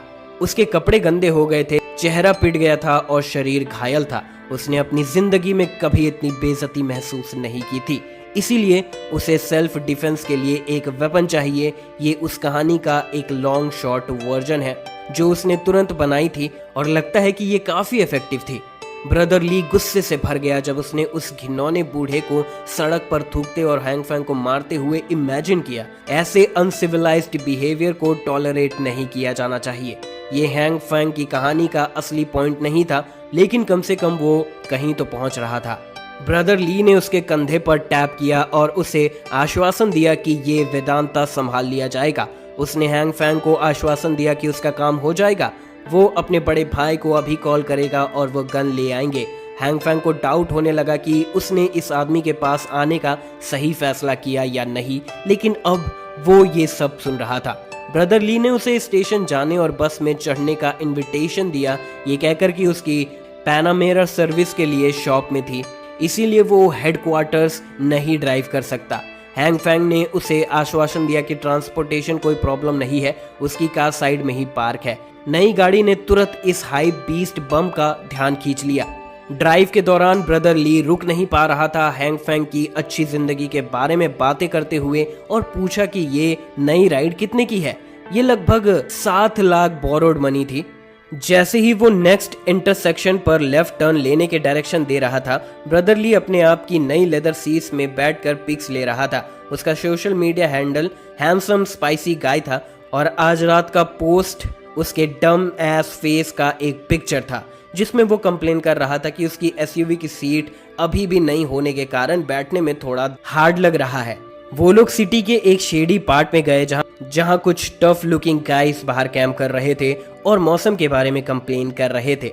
तुम उन्हें ब्लेम नहीं कर सकते क्योंकि मौसम सीधा समर से हार्डकोर विंटर में शिफ्ट हो गया था ओवरनाइट। जब कुछ creeps looking wheels pull up हुई, सब लोग उस कार से निकलने वाले बंदे को देखने लगे। जब उन्होंने देखा कि ये ली है, सब उसकी तरफ भागने लगे पूछने के लिए कि क्या सीन है। ब्रदर ली ने बस इतना कहा कि उसे बॉस लो के साथ कुछ काम है। बाकी थग्स ने अज्यूम किया कि नई टाइगर एसयूवी ली की है और उसे प्राइस टैग के बारे में पूछने लगे। ली ने इसे डिनाई नहीं किया बल्कि प्राउडली बूस्ट किया कि उसने कार के लिए 700 ग्रैंड खर्च किए हैं। हैंग फेंग अपसेट नहीं था क्योंकि कार का ओनर होने का ब्रैगिंग करना जब एक्चुअल ओनर पास में खड़ा हो एक गोटेड शेमलेस मूव है। जैसे ही वो एस्टेब्लिशमेंट में एंटर हुए, बॉस लो जो एक हार्डकोर गैंगस्टर लुकिंग मैन था बाहर आया और अपसेट था कि बिग माउथ ली ने उसे इतनी लेट इवनिंग में डिस्टर्ब किया। ब्रदर ली विजिबली ज्यादा रिजर्व्ड हो गया बॉस के सामने और पोलाइटली अपने साइंस ऑफर किए। बिग गाय के पास फिलर नॉनसेंस के लिए टाइम नहीं था क्योंकि वो बिजी मैन था। ब्रदर ली ने अपने लिटिल ब्रदर हैंग फंग को इंट्रोड्यूस किया as a buyer of something special, एक गन। बॉस लू कंफर्म करना चाहता था कि उसने सही सुना है। जैसे ही बिग बॉस ने हैंग फैंग को देखा, वो फियर में फ्रीज हो गया। उसे श्योर नहीं था कि अगर उसने गलत मूव किया या गलत बात बोली तो क्या होगा। बॉस लू बस उसे साइलेंटली घूर रहा था, सिगरेट मुंह में, जैसे उसे हेड टू टो तक स्कैन कर रहा हो। फिर बिग गाय ने एक स्माइल क्रैक की। वो काफी डिसअपॉइंटेड था कि हैंग फैंग को सिर्फ एक लाउजी गन चाहिए, जबकि वो कुछ ज्यादा इंटरेस्टिंग एक्सपेक्ट कर रहा था। उसने अपने एक हेंचमैन चैंग जी की तरफ इशारा किया। हेंचमैन ऑलरेडी जानता था कि क्या करना है और अपनी जैकेट पॉकेट में रमेज करने लगा। उसने एक पिस्टल टेबल पर फेंकी और बॉस लू ने प्राइस कोट की 6000 इस हैंडगन के लिए, जिसे छुपाना और कैरी करना बहुत आसान है। हैंग फैंग ने हम्बल तरीके से रिजेक्ट कर दिया क्योंकि वो कुछ थोड़ा लॉन्गर और बिगर सोच रहा था। उसे कोई लो कैलिबर पीस शूटर नहीं चाहिए थी, उसे कुछ ऐसा चाहिए था जो स्कोप के साथ फायर हो। बॉस लू का एक्सप्रेशन ग्रेव हो गया जब उसने हैंग फैंग को इंटेंटली घूरा। हमारा लड़का शायद नोइंगली लाइन क्रॉस कर गया था। वो तुरंत चुप हो गया जैसे उसने अपनी जुबान निगल ली हो। बिग गाय चिल्लाने लगा कि स्नाइपर राइफल डिमांड करना कितना अनरियलिस्टिक है, जैसे वो कुछ भी नहीं हो। वो यहाँ एक डिस्क्रीट बिजनेस चला रहा है, ये कोई शॉपिंग मॉल नहीं है जहाँ तुम इलीगल प्रोडक्ट चूज कर सकते हो। बॉस लू का फाइनल ऑफर है पिस्टल, जो टेबल पर है, लेना है तो ले लो वरना छोड़ो। ब्रदर ली को बॉस को काम करने के लिए कुछ इंटरफेरेंस करना पड़ा। उसका आइडिया था बिग गाय को कन्विंस करने का, एक बैक स्टोरी इन्वेंट करना हैंग फैंग के लिए अपने आप से, एक मेड अप स्टोरी जो अलेजिडली 5 साल पहले हुई थी, जिसमें हैंग फैंग की नॉन एग्जिस्टेंट वाइफ इन्वॉल्व थी।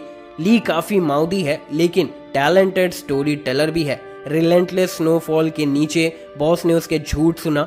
स्टोरी फिनोमिनल होनी चाहिए थी। स्टोरी सुनने के बाद बॉस लू इतने गुस्से में था कि उसने टेबल को ऑलमोस्ट हाफ में स्नैप कर दिया। वो बार बार रिपीट कर रहा था कि हैंग फैंग को गलत करने वाले लोग कितने डिस्गस्टिंग हैं। अपैरेंटली हैंग फैंग के 3 बच्चे थे, एक नॉन एग्जिस्टेंट वाइफ के साथ, लेकिन पता चला कि उनमें से कोई भी उसके साथ नहीं थे। हैंग फैंग बस वहां खड़ा रहा और सब झूठ सुनता रहा। उसे उम्मीद नहीं थी कि होमलेस जो ऐसी रेडिकुलस स्टोरी बना सकता है, लेकिन ये काम कर गई। बॉस लू ने पर्सनल गारंटी दी कि हैंग फैंग को उसका स्नाइपर राइफल जल्दी मिल जाएगा। उसने प्रॉमिस किया कि वो पर्सनली इंश्योर करेगा, लेकिन इसमें कुछ दिन लग सकते हैं। एक बार फिर हेंचमैन चैंग जी सब कुछ अरेंज करेगा। बॉस लू कुछ सेमी ऑटोमेटिक चाहते थे विथ लोड्स ऑफ एमो, ताकि हम हैंग फैंग को जो चाहिए वो मिल सके। ये एक्सपेक्टेड था, लेकिन ब्रदर ली डेफिनेटली क्लच में आ गया। बिग गाय ने हैंग फैंग को हैंड गन भी दी फ्री में, एक गिफ्ट एक आदमी से दूसरे आदमी को। हैंग फैंग स्पीचलेस था। मेड अप स्टोरी इतनी अच्छी थी कि बॉस ने उसके साथ एक तरह का वन साइडेड बॉन्ड बना लिया। अब जब सब कुछ सॉर्टेड हो गया, बिग गाय वापस अपने फोन पर बिजी हो गया और अपने दूसरे प्रेसिंग बिजनेस हैंडल करने के लिए। जाने से पहले हैंग फैंग थोड़ा फेवर रिटर्न करना चाहता था। उसने बताया कि उसका एक दोस्त जो गवर्नमेंट के लिए काम करता है, उसने कहा है कि एबनॉर्मल वेदर के वजह से सप्लाईज के परचेज में लिमिट्स इंप्लीमेंट होने वाले हैं, तो बेस्ट है कि पहले से स्टॉक अप कर लो। यंग मैन की सीरियस लुक को देखकर जैसे वो सच में जानता हो क्या बोल रहा है। बॉस लू भी टिप को सीरियसली ले लेता है। उसने समझने के लिए नोट किया और रिमार्क किया कि उसे समझ आ गया है। और फिर ब्रदर ली और हैंग फैंग सिटी के अंडर बेली के सेंटर से एक फायर आर्म सिक्योर करके निकल गए। वापस आते वक्त ली ब्रैगिंग करना बंद नहीं कर पा रहा था कि उसने बिजनेस को बॉस की तरह हैंडल किया और सब कुछ ब्यूटीफुली पूरा हुआ। अब जब उसका बिग ब्रदर बिग बॉस अच्छे मूड में है तो वो उसे कैनन के लिए भी पूछ सकते हैं और वो हाँ बोल देगा। हैंग फंग थक को थैंक्स करना चाहता था बाई उसे कुछ सिगरेट्स खरीद कर देकर। ब्रदरली हम्बल बनने की कोशिश कर रहा था और इंसिस्ट किया कि उसने जो भी किया वो बस हेल्प करने के लिए किया, लेकिन वो ग्लैडली अपने बिलव्ड हाउजी 6 के 7 to 8 कार्टून ले लेगा। उसने प्रॉमिस भी किया कि जब उसे अपने सो कॉल्ड प्रोजेक्ट के लिए पेमेंट मिल जाएगी तो वो हैंग फंग को आसाना ले जाएगा। हमारा लड़का ऑलरेडी अपने नेक्स्ट लॉजिकल मूव के बारे में सोच रहा था। सप्लाई सिक्योर्ड है और वेपन्स ऑब्टेन्ड है तो वो अपोकलिप्स के अर्ली डेज के लिए सेट है। कम से कम वो अपनी एबिलिटीज को फुल्ली स्टडी करने पर फोकस कर सकता है। फूड प्रॉब्लम को सॉल्व करना उसकी लॉन्ग टर्म सर्वाइवल चांसेस को स्काई रॉकेट कर देगा। वो अपनी दुनिया में इतनी ऑब्जर्व था चलते हुए कि जमीन पर एक आइसी पार्ट नोटिस नहीं किया और स्लिप कर गया। हैंग फंग सर्वाइवल के बारे में इतना कंसर्न था कि उसने अपकमिंग आइस एज के एक आयरन क्लैड रूल को फॉलो नहीं किया कि इंजर्ड नहीं होना है। वो काफी खतरनाक गिरा, उसकी लेग ने स्लिप का इम्पैक्ट एब्जॉर्ब किया और सिवियरली डैमेज हो गई। ब्रदर ली को समझ नहीं आया कि क्या करे जब वो अपने नए दोस्त के पास भाग कर गया। ये बहुत बुरा था। शार्प पेन और ऑकवर्ड लैंडिंग से ये पॉसिबिलिटी थी कि उसकी लेग ब्रोकन थी। उसने शेकली अपने कार कीज निकाली, ब्रदर ली को दी और रिक्वेस्ट किया कि उसे नियरेस्ट हॉस्पिटल ले जाए जितना जल्दी हो सके। ली ने बस अपने सर को स्क्रैच किया और एडमिट किया कि उसके पास ड्राइवर्स लाइसेंस नहीं है, इंसिस्टिंग कि वो बिना लाइसेंस के ड्राइव नहीं कर सकता। लेकिन सच ये है कि ये बम ड्राइव कर ही नहीं सकता। कम से कम उसने हैंग फैंग को ब्रोकन लेग के पेन में फ्लोर पर नहीं छोड़ दिया। उसने अपने शोल्डर्स ऑफर किए हैंग फैंग को उठाने के लिए, लेकिन वो हार्ड स्ट्रगल कर रहा था। दोनों हॉस्पिटल अलाइव नहीं पहुंच पाते इस रेट पर, तो हैंग फैंग ने बस एक टैक्सी बुलाई जो उसे पे करनी पड़ी क्योंकि ली एक ब्रोक बास्टर्ड है। हॉस्पिटल जो एक एसेंशियल एस्टेब्लिशमेंट है वो भी इंटेंसिफाइंग ब्लिजर्ड के नीचे फ्रीज होने लगा था। नर्स के ऑफिस में कोई जियान नाइट शिफ्ट हैंडल कर रही थी। इस वाइट आउट नाइट पर स्नो हैवी हो रही थी और रोड्स डीप बरीड हो रही थी। हेड नर्स जियान ने बस अपनी नाइट शिफ्ट स्टार्ट की थी, लेकिन हॉल से कॉल्स ऑलरेडी फ्लड हो रही थी क्योंकि emergency section severally short staff था। प्रीटी नर्स के पास कोई और चॉइस नहीं था और सब कुछ सेटअप करना पड़ा। हॉस्पिटल में एक्सरे लेने के बाद कंफर्मेशन हुआ कि उसकी लेग सच में ब्रोकन थी। डॉक्टर ने एक्सप्लेन किया कि उसकी राइट टिबिया में स्टेबल फ्रैक्चर है जो सेट करना इजी होगा, लेकिन उसे 1 घंटे के ऑब्जर्वेशन के लिए रुकना पड़ेगा दवाई लेकर घर जाने से पहले। ये एक्सीडेंट और वर्स टाइम पर नहीं हो सकता था, अपोकलिप्स के फुल स्विंग में जाने से पहले ही हो गया। अपने एक्सरे रिजल्ट्स देखते वक्त हैंग फैंग को अपनी केयरलेसनेस पर रिग्रेट हो रहा था। ब्रदर ली ने मोस्ट ऑफ द प्रोसेस में उसका साथ दिया, लेकिन उसे कुछ डील्स हैंडल करने के लिए जाना पड़ा। वो रियल वन है क्योंकि उसने अपना नंबर भी छोड़ दिया in case of Hang Fang को कुछ और चाहिए हो। अब जब वो हॉस्पिटल लॉबी में अकेला था, हैंग फैंग ने हेविली साई किया। उसने सोचा कि इतने क्रूशियल टाइम पर उसने इतनी स्टूपिड मिस्टेक कैसे कर दी। उसके आसपास का केओस देखना स्ट्रेसफुल था। हॉस्पिटल क्विकली ओवरफ्लो हो गया पेशेंट से जो सडन ब्लिजर्ड और क्विकली प्लमेंटिंग टेम्परेचर के एक्सीडेंट्स के विक्टिम थे। इमरजेंसी बेस हॉलवे में लाइनअप हो गई थी, वर्सनिंग कंडीशन का ग्रिम टेस्टमेंट। पर्सनली उसे बस अपनी मेड्स लेनी थी और इस जगह से जल्दी निकलना था, रोड्स के परमानेंटली बंद होने से पहले। थैंकफुली उसका आइडियल टाइम बोरिंग नहीं होगा क्योंकि एक गॉडेसेस उसके सामने से वॉक कर गई थी। हेड नर्स जियान इमरजेंसी रूम में अंडरस्टाफ टीम को सपोर्ट करने आई थी। पहला बेड जो उसने चेक किया उसमें एक पेशेंट था जिसका घाव काफी गहरा था। अगले बेड पे जो बेड 5 था, पेशेंट का घाव अभी साफ किया गया था। खुशकिस्मती से वाइटल स्टेबल थे। बेड 5 को सिर्फ 10 मिनट में ग्लूकोज का एक और डोज चाहिए था।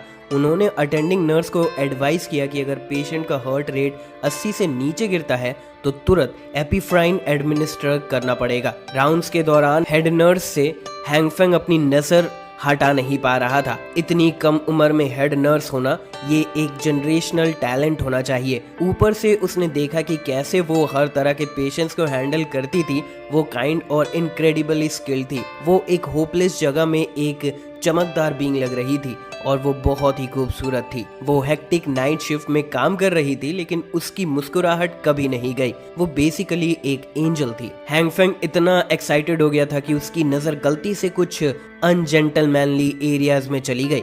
हैंग फेंग ने तुरंत अपनी नजर रिस्पेक्ट के साथ हटा ली, पर हेड नर्स जियान अपने आसपास के माहौल से बिल्कुल ही अनजान थी। एक रियल एयरहेड। अचानक उसके पास बैठे बूढ़े आदमी ने उस सुंदर हेड नर्स का ध्यान अपनी तरफ खींचना शुरू किया। वो वैसे तो अपने राउंड्स के अलावा पेशेंट्स को टेंड करने की जरूरत नहीं थी, लेकिन फिर भी उसने मुस्कुराते हुए कॉल लिया। हेड नर्स जियान ने पोलाइटली बूढ़े आदमी से माफी मांगी और कहा कि वो थोड़ी देर बाद वापस आके मदद कर सकती है क्योंकि उसे कुछ पेशेंट्स को अर्जेंट केयर देनी थी। स्टाफ शॉर्टेज को कवर करने के लिए बूढ़े आदमी ने शिकायत की कि उसकी बैक बहुत दर्द दे रही है। उसने समझाया कि बैक पेन बढ़ रहा है और वो चाहता है कि हेड नर्स देखे कि क्या वजह है, लेकिन असल में ये बूढ़ा आदमी बस एक गंदा पर्वर्ट था जो उसके स्कर्ट के नीचे फिल्म करने की कोशिश कर रहा था, बिना ये समझे कि असल में क्या हो रहा था। जियान बस मुस्कुराई और फिर से माफी मांगते हुए कहा कि ऐसे बैक प्रॉब्लम के लिए शायद उन्हें एक एक्सरे शेड्यूल करना पड़ेगा, बस श्योर होने के लिए। बूढ़ा पर्वर्ट ज्यादा पुशी होने लगा। उसे बस एक क्विक लुक लेने के लिए कहने लगा और दर्द देने वाले जगह को पॉइंट करने लगा। वो बदतमीज आदमी अपने सीट से उठ गया और एंजेलिक नर्स को इनएप्रोप्रिएट तरीके से टच करने लगा, जैसे कि वो अक्सर होती थी। जियान बस हंस पड़ी क्योंकि वो नेचुरली टिकलिश थी। बैक प्रॉब्लम्स के लिए ये सच में एडवाइजेबल है कि रेसिडेंट फिजिशियन का एग्जाम का वेट करे। पर्व ने पुश करना शुरू किया। उसका हाथ उसकी कमर के नीचे क्रॉल करने लगा। ये गंदा काम और लंबा चलता अगर कुछ या किसी ने इसे नहीं रोका। एक फ्लाइंग क्रॉच जोर से उस बूढ़े पर्वर्ट पे लगी जिससे उसे असली बैक पेन मिला और उसके हाथ से फोन गिर गया। हमेशा की तरह kind hearted health care worker Jian ने देखना चाहा कि बूढ़ा आदमी ठीक है या नहीं। थैंकफुली हैंग फेंग ने उसकी मदद के लिए वक्त पे आ गया, अपनी क्रॉच को साइड में गिराने के लिए हम्बल अपॉलॉजी करते हुए, क्योंकि ये पहली बार था जब वो इसे यूज कर रहा था। उसने झुककर सीधा उस बूढ़े पर्वर्ट का फोन उठाया और बैलेंटली पूछा कि क्या ये फोन टूट गया है या नहीं। जैसे ही उसने फोन को टच करने की कोशिश की, पर्व घबराकर पसीना बहाने लगा और चिल्लाने लगा कि फोन से दूर रहो। हैंग फेंग ने उसकी बात नहीं सुनी। वो रूम के साइड तक चला गया, अपना बैंडेज मेस करते हुए, और उस लीचर को ऐसे गंदे काम से बचने नहीं दिया। जैसे ही उसने फोन खोला, उसका शक सही निकला। उसने सीधा क्रीप की आंखों में देखा। अगर लुक्स मार सकती तो वो उस आदमी को मार चुका होता। प्रूफ होम स्क्रीन पे ही था। ये पर्वर्ट इतनी हिम्मत रखता था कि एक हार्ड वर्किंग नर्स के स्कर्ट के नीचे फिल्म कर रहा था और उसे असॉल्ट भी कर रहा था। हैंग फेंग के पास कोई अच्छी वजह नहीं थी कि सिक्योरिटी को ना बुलाए और उस बूढ़े आदमी को जेल में ना भेजे जहां क्रिमिनल्स पर्व्स को उनकी जगह दिखाते हैं। हैंग फेंग फोन को अपने पास रखेगा और अगले बार जब वो इस बूढ़े क्रीप को देखेगा, उसने धमकी दी कि वो उसकी मिजरेबल और रिवोल्टिंग जिंदगी को बर्बाद कर देगा। बूढ़ा आदमी समझ गया था कि उसके पास कोई और रास्ता नहीं बचा था, बस भाग जाना और दोबारा इस जगह के पास भी नहीं आना। ये सोचकर वो गुस्से से भर गया। जैसे ही उसे मौका मिला, वो हॉस्पिटल के फ्लोर से उठकर दरवाजे से भाग गया, जैसे उसकी जान उस पर डिपेंड करती हो। वहीं हेड नर्स जियान बस ये सोचकर कंफ्यूज थी कि कोई सवेयर बैक पेन की शिकायत करने वाला इतनी तेजी से कैसे भाग सकता है। हैंग फेंग ये देखकर शॉक था कि उसने अपनी जिंदगी में सबसे कॉमिकली नाइव इंसान को देखा है। उसने डिसाइड किया कि वो जियान को दिखाएगा कि बूढ़ा आदमी फोन से क्या कर रहा था। उसके स्कर्ट के नीचे फिल्म कर रहा था। उसके रिएक्शन से लगा कि उसने सच में कुछ गलत नहीं देखा। हैंग फेंग ने उसे फोन दिया जिसमें फुटेज थी ताकि वो डिसाइड कर सके कि इसे वाइप करना है या ओनर के खिलाफ पुलिस को बुलाना है। उसने जियान को याद दिलाया कि वो ज्यादा केयरफुल रहे ताकि ऐसे पर्वर्स उसकी काइंडनेस का फायदा ना उठा सके। जियान ने हजारों सितारों की चमक से मुस्कुराते हुए पूछा कि क्या हैंग फेंग की लेग इंजर्ड थी। एड्रेनल की वजह से जो उसने उस पर्व को पकड़ने के दौरान फील किया, उसके ब्रोकन लेग के पेन को नम कर दिया था। लेकिन अब जब सब कुछ ठीक हो गया, पेन वापस आ गया और वो दर्द में चिल्लाने लगा। थैंकफुली हेड नर्स जियान इन इंजरीज को मेंड करने में एक्सपर्ट थी और जल्दी से कास्टिंग वापस सेट कर दिया। उसने हैंग फेंग से पूछा कि क्या अब भी दर्द हो रहा है। हैंग फेंग ने उसका शुक्रिया अदा किया उसकी ब्रोकन लेग को ठीक करने के लिए और अब दर्द बिल्कुल नहीं हो रहा था। उस मोमेंट में ऐसा लग रहा था जैसे क्राउडेड रूम में सिर्फ वो दोनों ही एग्जिस्ट करते हैं। जियान ने शुक्रिया अदा किया और प्रॉमिस किया कि ऐसे बैड गाइस को दोबारा कभी भी उसके साथ गलत करने नहीं देगी, वो उन्हें अच्छे से पंच करेगी। हैंग फेंग बस चाहता था कि वो अपने आसपास के माहौल से ज्यादा अवेयर रहे, क्योंकि वो उसकी ब्रोकन लेग और फीट को अपने फ्रंट पिलो से टच करने दे रही थी। ऐसा लग रहा था कि उसने कुछ भी नहीं सीखा, वो अब भी उतनी ही क्लूलेस और अनअवेयर थी। जब हैंग फेंग का दिमाग क्लाउड्स में था, एक और नर्स ने जियान को बुलाया क्योंकि उसकी मदद इमरजेंसी बेस पे चाहिए थी। अपने राउंड पे वापस जाने से पहले एंजेलिक हेड नर्स ने उसे याद दिलाया कि वो 1 हफ्ते बाद वापस आए अपनी लेग चेक करवाने के लिए। हैंग फेंग ने प्रॉमिस किया कि वो आएगा, लेकिन 1 हफ्ते बाद कोई प्लान्स बनाना अनरियलिस्टिक था। उसने बस हेल्पलेसली मुस्कुराया क्योंकि सिर्फ वो ही जानता था कि दुनिया में क्या चल रहा है। उसने क्रच उठाया जो उसने बूढ़े पर्व पे मारा था और हॉस्पिटल से बाहर लिम्प करते हुए निकल गया। हैंग फेंग ने बस ये एक्सेप्ट कर लिया कि वो उसे दोबारा कभी नहीं देख पाएगा। अगला दिन आया और ब्लिजर्ड रुका नहीं बल्कि और ज्यादा स्ट्रांग हो गया। इसने इंफ्रास्ट्रक्चर और सर्विसेज को ऑलमोस्ट फ्रीज कर दिया। सिर्फ बाहर जाना भी एक डेंजरस चैलेंज बन गया। मॉर्निंग न्यूज में इमरजेंसी वेदर रिपोर्ट आते रहे, बताते हुए कि 24 घंटों में देश की सभी रीजन में हैवी स्नोफॉल और टेम्परेचर का शार्प ड्रॉप होगा। बिजार रिपोर्ट्स ओवरसीज के उन्होंने दिखाया कि दुनिया का हर कोना, दुबई, इजिप्ट, अमेज़न बेसिन, जहां ये फिनोमेना नहीं होना चाहिए, वहां भी land masses thick blanket of snow से ढक चुके हैं। देश के एक्सपर्ट्स 46 दूसरे कंट्रीज के स्पेशलिस्ट के साथ यूनाइटेड नेशंस रश कर रहे थे ताकि इस वेदर के कॉज का डिस्कशन कर सके। हर नेटवर्क बार बार कह रहा था कि एक्सपर्ट्स कहते हैं कि ये सवेयर कोल्ड स्नैप ज्यादा लंबा नहीं चलेगा। अपने न्यूज रिपोर्ट खत्म करते हुए वो पब्लिक सर्विस अनाउंसमेंट कर देते हैं कि डिजास्टर वार्निंग्स पर ध्यान दे और लोकल गवर्नमेंट के अरेंजमेंट्स फॉलो करे। वो सिटीजन्स को याद दिलाते रहे कि शांत रहे, अनफाउंडेड रूमर्स को स्प्रेड या बिलीव ना करे और होर्डिंग, सप्लाईज और पैनिक बाइंग से बचकर रहे क्योंकि डिजास्टर जल्दी गुजर जाएगा। वार्म, कोजी और वाइन सिप करते हुए अपने डेक आउट घर में हैंग फेंग ने अपनी जुबान क्लिक की। सरकार और मीडिया बस झूठ बोलते रहते हैं, पब्लिक को बकवास फीड करते रहो ऑर्डर मेंटेन करने के लिए। अगर वो मरकर वापस जिंदा नहीं आया होता तो शायद वो भी इसे मान लेता, पर इस बार सब अलग था। वो हर चीज के लिए अच्छे से तैयार था, सप्लाईज फुल्ली स्टॉक थी, घर रीइंफोर्स था और हीटिंग सिस्टम फ्लॉलेसली काम कर रहा था। वो इतने अच्छे से तैयार था कि इमीडिएट फ्यूचर के लिए कोई टेंशन नहीं थी। उसका phone happy housing complex resident group chat messages से बस करने लगा। वियर्ड वेदर और कैसे स्नो ने रोड को अनयूजेबल बना दिया है, इस पर डिस्कशन हो रही थी। सबको क्लियरली पता नहीं था कि क्या हो रहा था, लेकिन एक मेंबर जिसका निकनेम मिस्टीरियस पर्सन था सबकी अटेंशन डिमांड की। उसने बताया कि snow storm normal weather pattern से नहीं हो रहा था बल्कि कुछ अर्थ के अंदर से हो रहा था। मिस्टीरियस पर्सन ने प्रोक्लेम किया कि सबको उसके वर्ड्स हीड करने चाहिए क्योंकि आइस एज अपोकलिप्स शुरू होने वाला है। कोई भी हैंग फेंग से ज्यादा शॉक नहीं था ये मैसेज पढ़ने के बाद। ये मिस्टीरियस पर्सन कौन है और अपोकलिप्स के बारे में उसे कैसे पता? मिस्टीरियस पर्सन के एनिग्मेटिक मैसेज देखने के बाद हैंग फेंग ने सोचा कि इस बंदे से सावधानी से रहना होगा।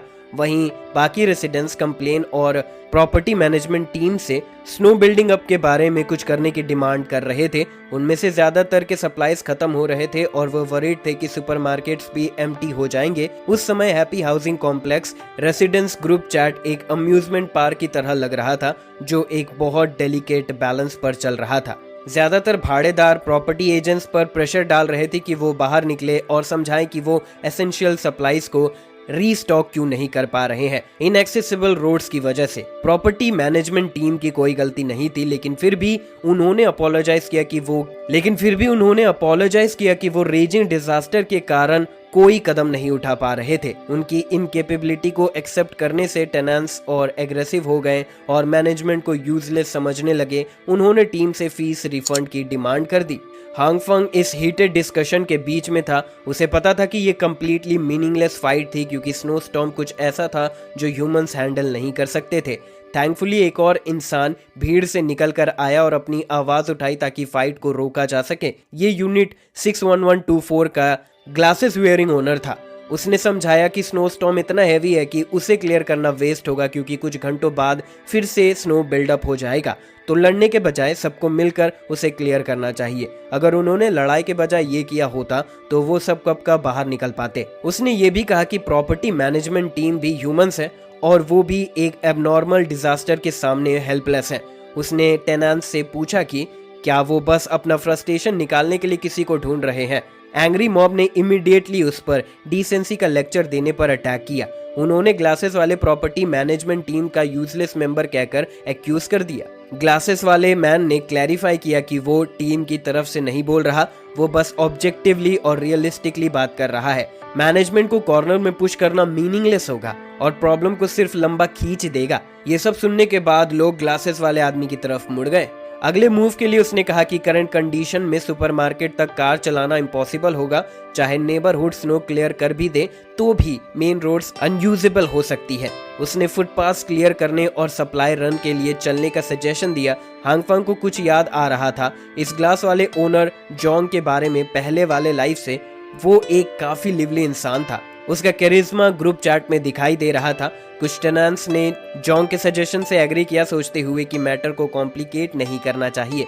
जो बाहर जाना चाहते थे वो रोड्स क्लियर करें और जो नहीं जाना चाहते थे वो बस चुपचाप रहे।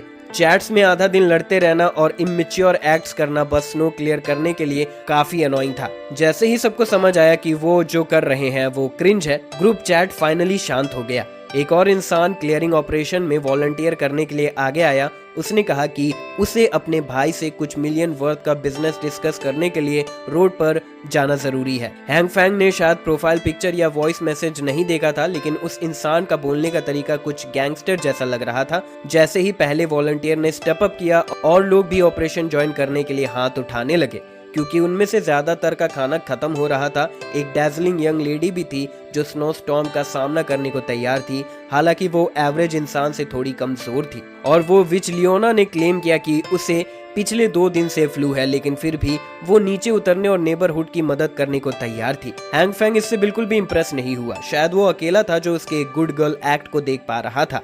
इस नेबरहुड के ज्यादातर मर्दों को उसकी नॉलेज थी और वो उस पर फिदा थे। कोई व्हाइट नाइट तुरंत बीच में आया और उसके लिए वॉलंटियर करने की इंसिस्ट की। जब उसके काफी फैंस ने वॉलंटियर करने के लिए सेटअप किया, उसने उनका शुक्रिया अदा किया फुटपाथ क्लियर करने के लिए। इससे थककर हैंगफैंग ने एनॉयंस के साथ ग्रुप चैट से निकल गया, लेकिन उसे एडमिट करना पड़ा कि एक्ट करने में योना सच में एक्सपर्ट थी। सिर्फ कुछ बटन टैप से वो मल्टीपल मर्दों को अपने काम करने के लिए मैनिपुलेट कर सकती थी। हैंगफैंग के लिए लियोना थोड़ा ज्यादा पर्सनल टच यूज कर रही थी। वो उसे चैट करने के लिए बग कर रही थी और आखिर में उसे बस चाहिए था कि वो सुपरमार्केट से उसके लिए कुछ खाना ले आए अगर वो जा रहा हो। वो सच में अपनी क्राफ्ट में मास्टर थी। उसका इनोसेंट रिक्वेस्ट एक क्यूट फोटो के साथ था जो उसने अपने बेड में ली थी। उसने अपने पाँव भी फ्रेम में डाले थे, सब फ्रीक्स के लिए। हैंगफैंग एक्चुअली इम्प्रेस था इस कमिटमेंट से। इन कैटास्ट्रोफिक वेदर कंडीशन में विच योना अब भी इतना कम पहनकर उसे सेड्यूस करने की कोशिश कर रही थी। वो सच में बहुत से मर्दों को बॉयज में बदल सकती थी। अब मजेदार पार्ट आया। हैंगफैंग उसके एडवांसेस का जवाब कैसे दे सकता था। जो भी उसने रिप्लाई में भेजा वो इतना ऑफुल था कि लियोना ने अपना फोन फेंक दिया और उस पर गुस्सा और अनॉयंस से जोर से पैर रखा। आज स्नोफॉल शुरू होने के बाद तीसरा ऑफिशियल दिन था। टेम्परेचर -20 डिग्री तक पहुंच गया था, जो अर्ली स्टेज ऑफ अपोकलिप्स माना जा सकता था।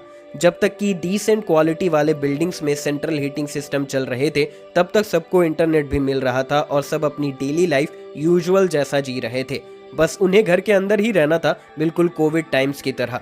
हैंगफैंग भी वीडियोस और टिकटॉक्स स्क्रॉल करके अपना टाइम पास कर रहा था।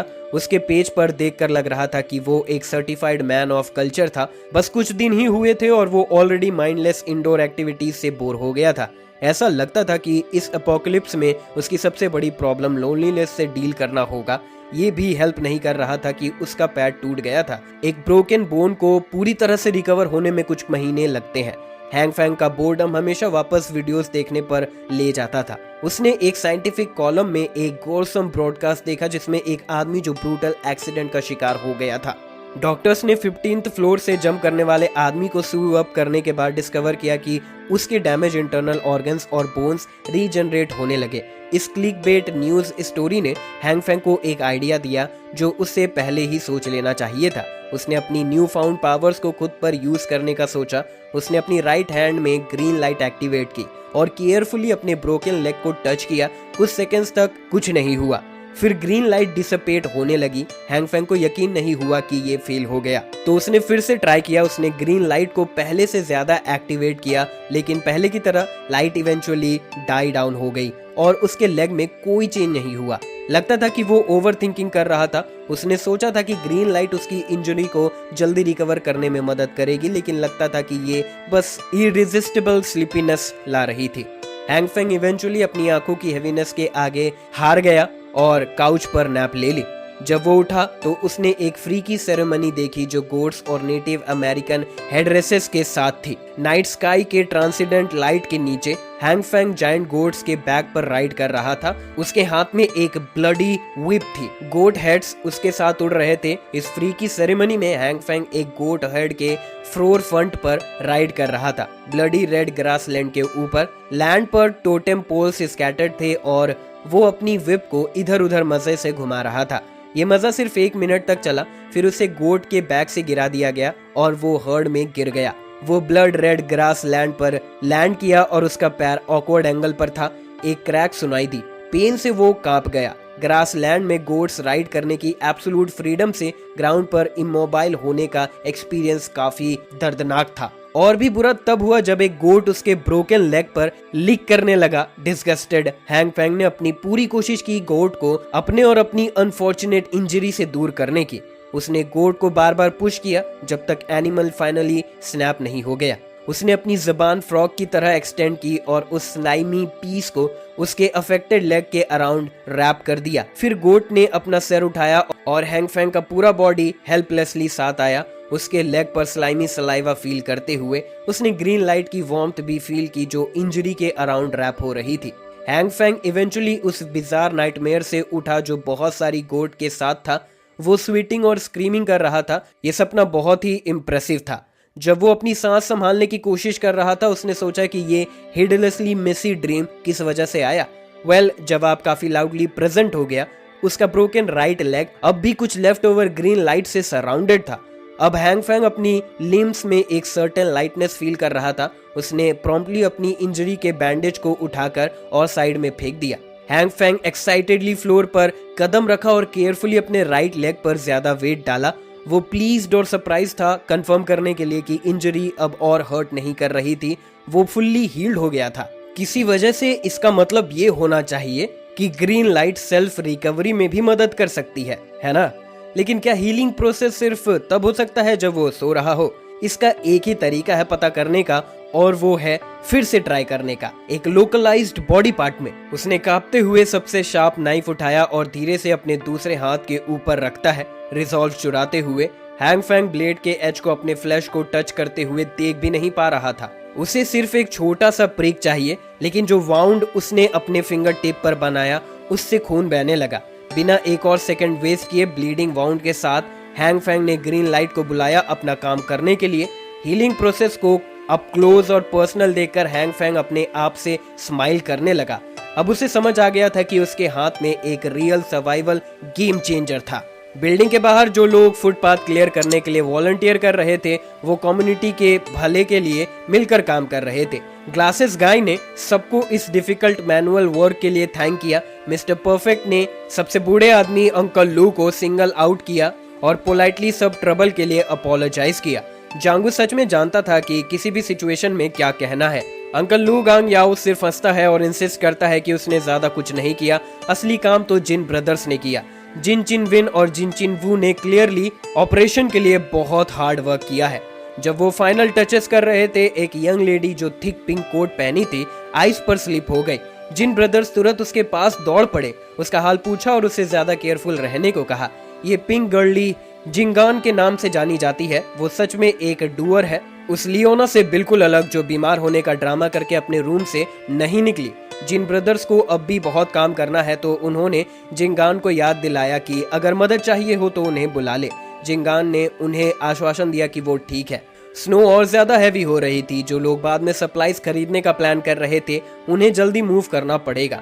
सप्लाईज की बात करने पर अंकल लू को याद आया जो उसने कुछ वीक्स पहले देखा था। अंकल लू ने खुद को बैबलिंग से रोका, सोचता हुआ कि उसकी बात ज्यादा सिग्निफिकेंट नहीं है, पर जांगू से इंसिस्ट करता है। ओल्ड मैन सुन रहा था कि कुछ दिन या वीक से एक ओनर नेबरहुड में अपने घर सप्लाईज स्मॉल ट्रक में ला रहा था जैसे वो मूव हो रहा था। जांगू को लगा ये कॉमन साइट है क्योंकि हमेशा कुछ लोग नेबरहुड में मूव करते रहते हैं या हाउसेस रेनोवेट कर रहे होते हैं, लेकिन अंकल लू को इस बार कुछ अलग लगा। उसने गैस टैंक्स और एक पूरा फायरप्लेस शिफ्ट होते देखा। ये नॉर्मल नहीं लगता किसी के मूव करने या कुछ ऐसा करने के लिए, बस एक हंच था, लेकिन अंकल लू को लगा वो इंसान हार्श विंटर से निकलने की तैयारी कर रहा था। ये कन्वर्सेशन जिन ब्रदर्स ने इंटरप्ट की जो अभी मेन पाथ क्लियर कर चुके थे, अब लोग बाहर निकल सकते थे। अंकल लू ने तुरंत उन्हें थैंक किया इतना सब कुछ करने के लिए, लेकिन किसी को पता नहीं था कि एक और टेनेंट ये सब सुन रहा था। पहले उसने सुना कि लोग विंटर का प्रिपरेशन की बात कर रहे थे और उसका मॉर्बिड इंटरेस्ट पीक हो गया। ये वियर्डो जल्दी ही एक स्नो बॉल के पीछे से उसके सर पर लैंड करने से न्यूट्रलाइज हो गया।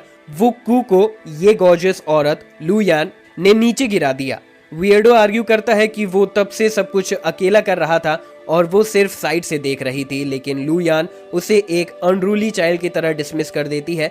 जांगू उन दोनों के बीच का झगड़ा तोड़ता है और उन्हें इन्फॉर्म करता है कि मेन पाथ क्लियर हो गया है और अब सब ठीक है। इसका मतलब वॉलंटियर शोवल करना बंद कर सकते हैं और सुपरमार्केट के लिए सप्लाईज लाने के लिए रेडी हो सकते हैं। शॉपिंग लिस्ट देखकर लगता है कि जिन ब्रदर्स को बहुत कुछ खरीदना है वो अपनी मॉम के लिए भी खरीदना चाहते हैं, सोचते हुए कि उन्हें जरूरत होगी।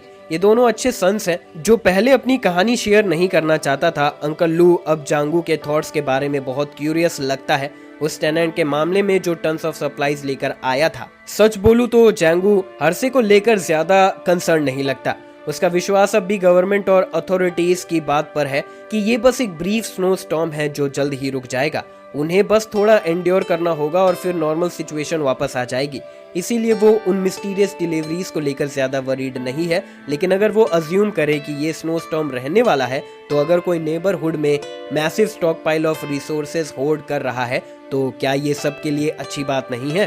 अंकल लू को तुरंत समझ आ गया जांगू क्या इंप्लाई कर रहा था। उसने यंग वन को ब्रेनली होने के लिए प्रेस किया, रूथलेस स्नोफॉल के नीचे जो रुकने का कोई साइन नहीं दिखा रहा था। जांगू कुछ टेनेंट्स को सुपरमार्केट ले गया। उसने इंश्योर किया कि सब प्रॉपर लाइन में लगे। स्नो हैवी हो रही थी, उन्हें कोशिश करनी होगी कि 3 घंटे के अंदर वापस आ जाएं। अगर वो 3 आवर मार्क को क्रॉस कर देते हैं तो कौन जाने कि क्या उनके पास वापस आने का रोड होगा भी या नहीं।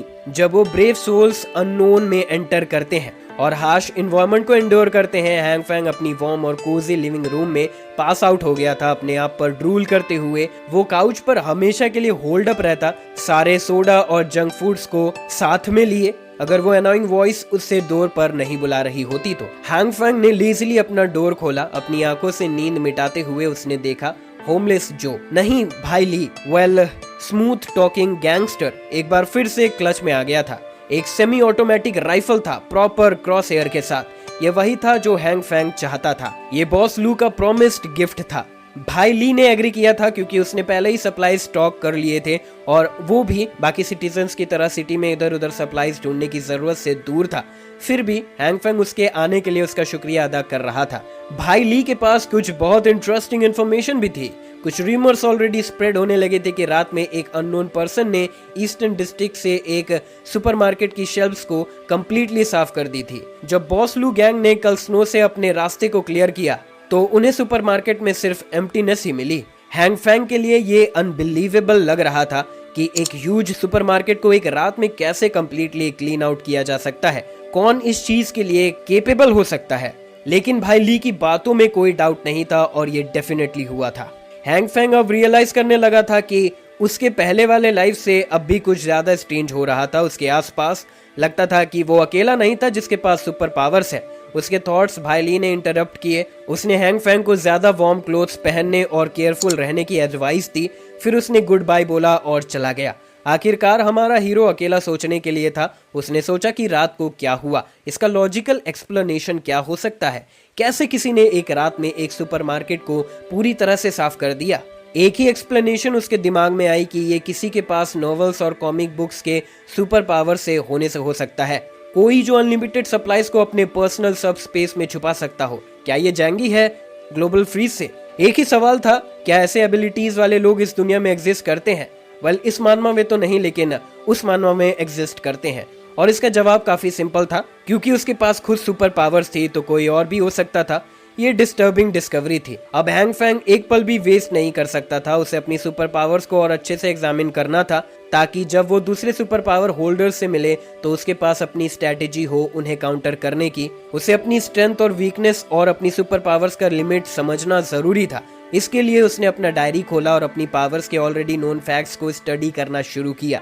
इस पॉइंट पर उसे ऑलरेडी पता था कि उसकी सुपर पावर अलग अलग फूड्स, दोनों प्लांट और एनिमल्स के साथ रिएक्ट कर सकती थी। इसकी मदद से वो उन्हें जल्दी ग्रो कर सकता था, उनका वॉल्यूम बढ़ा सकता था और उन्हें फ्राई कर सकता था, लेकिन टेस्ट उसका टेरिबल था। अनफॉर्चुनेटली कुछ लिमिटेशंस थी जो उसने बाद में सीखी। पावर एप्लीकेशन का सक्सेस रेट ज्यादा नहीं था और अलग अलग प्रोडक्ट्स के लिए डिफरेंट था। जैसे सोयाबीन्स के लिए प्लांट ग्रो करने का चांस 10% था और मीट के लिए तो और भी कम था। हैंग फैंग ये समझने में फेल हो रहा था कि चीजें ऐसे क्यों काम कर रही थी। अचानक फोर्स के इन्फ्लुएंस में सोयाबीन उसके हाथ में एक्सप्लोड हो गई, एक अनप्लीजेंट ग्रीन क्लाउड के साथ, और नॉर्मल प्लांट के बदले हमारे हीरो के हाथ में एक रॉक थी, बस एक स्टिंकी रॉक। ये उसे अनॉय करने लगा था। फेलियर रेट बहुत हाई था। हैंग फैंग को अपनी पावर को और इफेक्टिवली यूज करना सीखना था और वो प्रैक्टिस करने के लिए डिटरमाइन था। आखिर कोई भी स्किल जल्दी सीखने के लिए प्रैक्टिस से अच्छा कुछ नहीं होता। इस पर्पस के लिए उसने कोई टाइम वेस्ट नहीं किया और लेट इवनिंग तक हार्ड वर्क किया।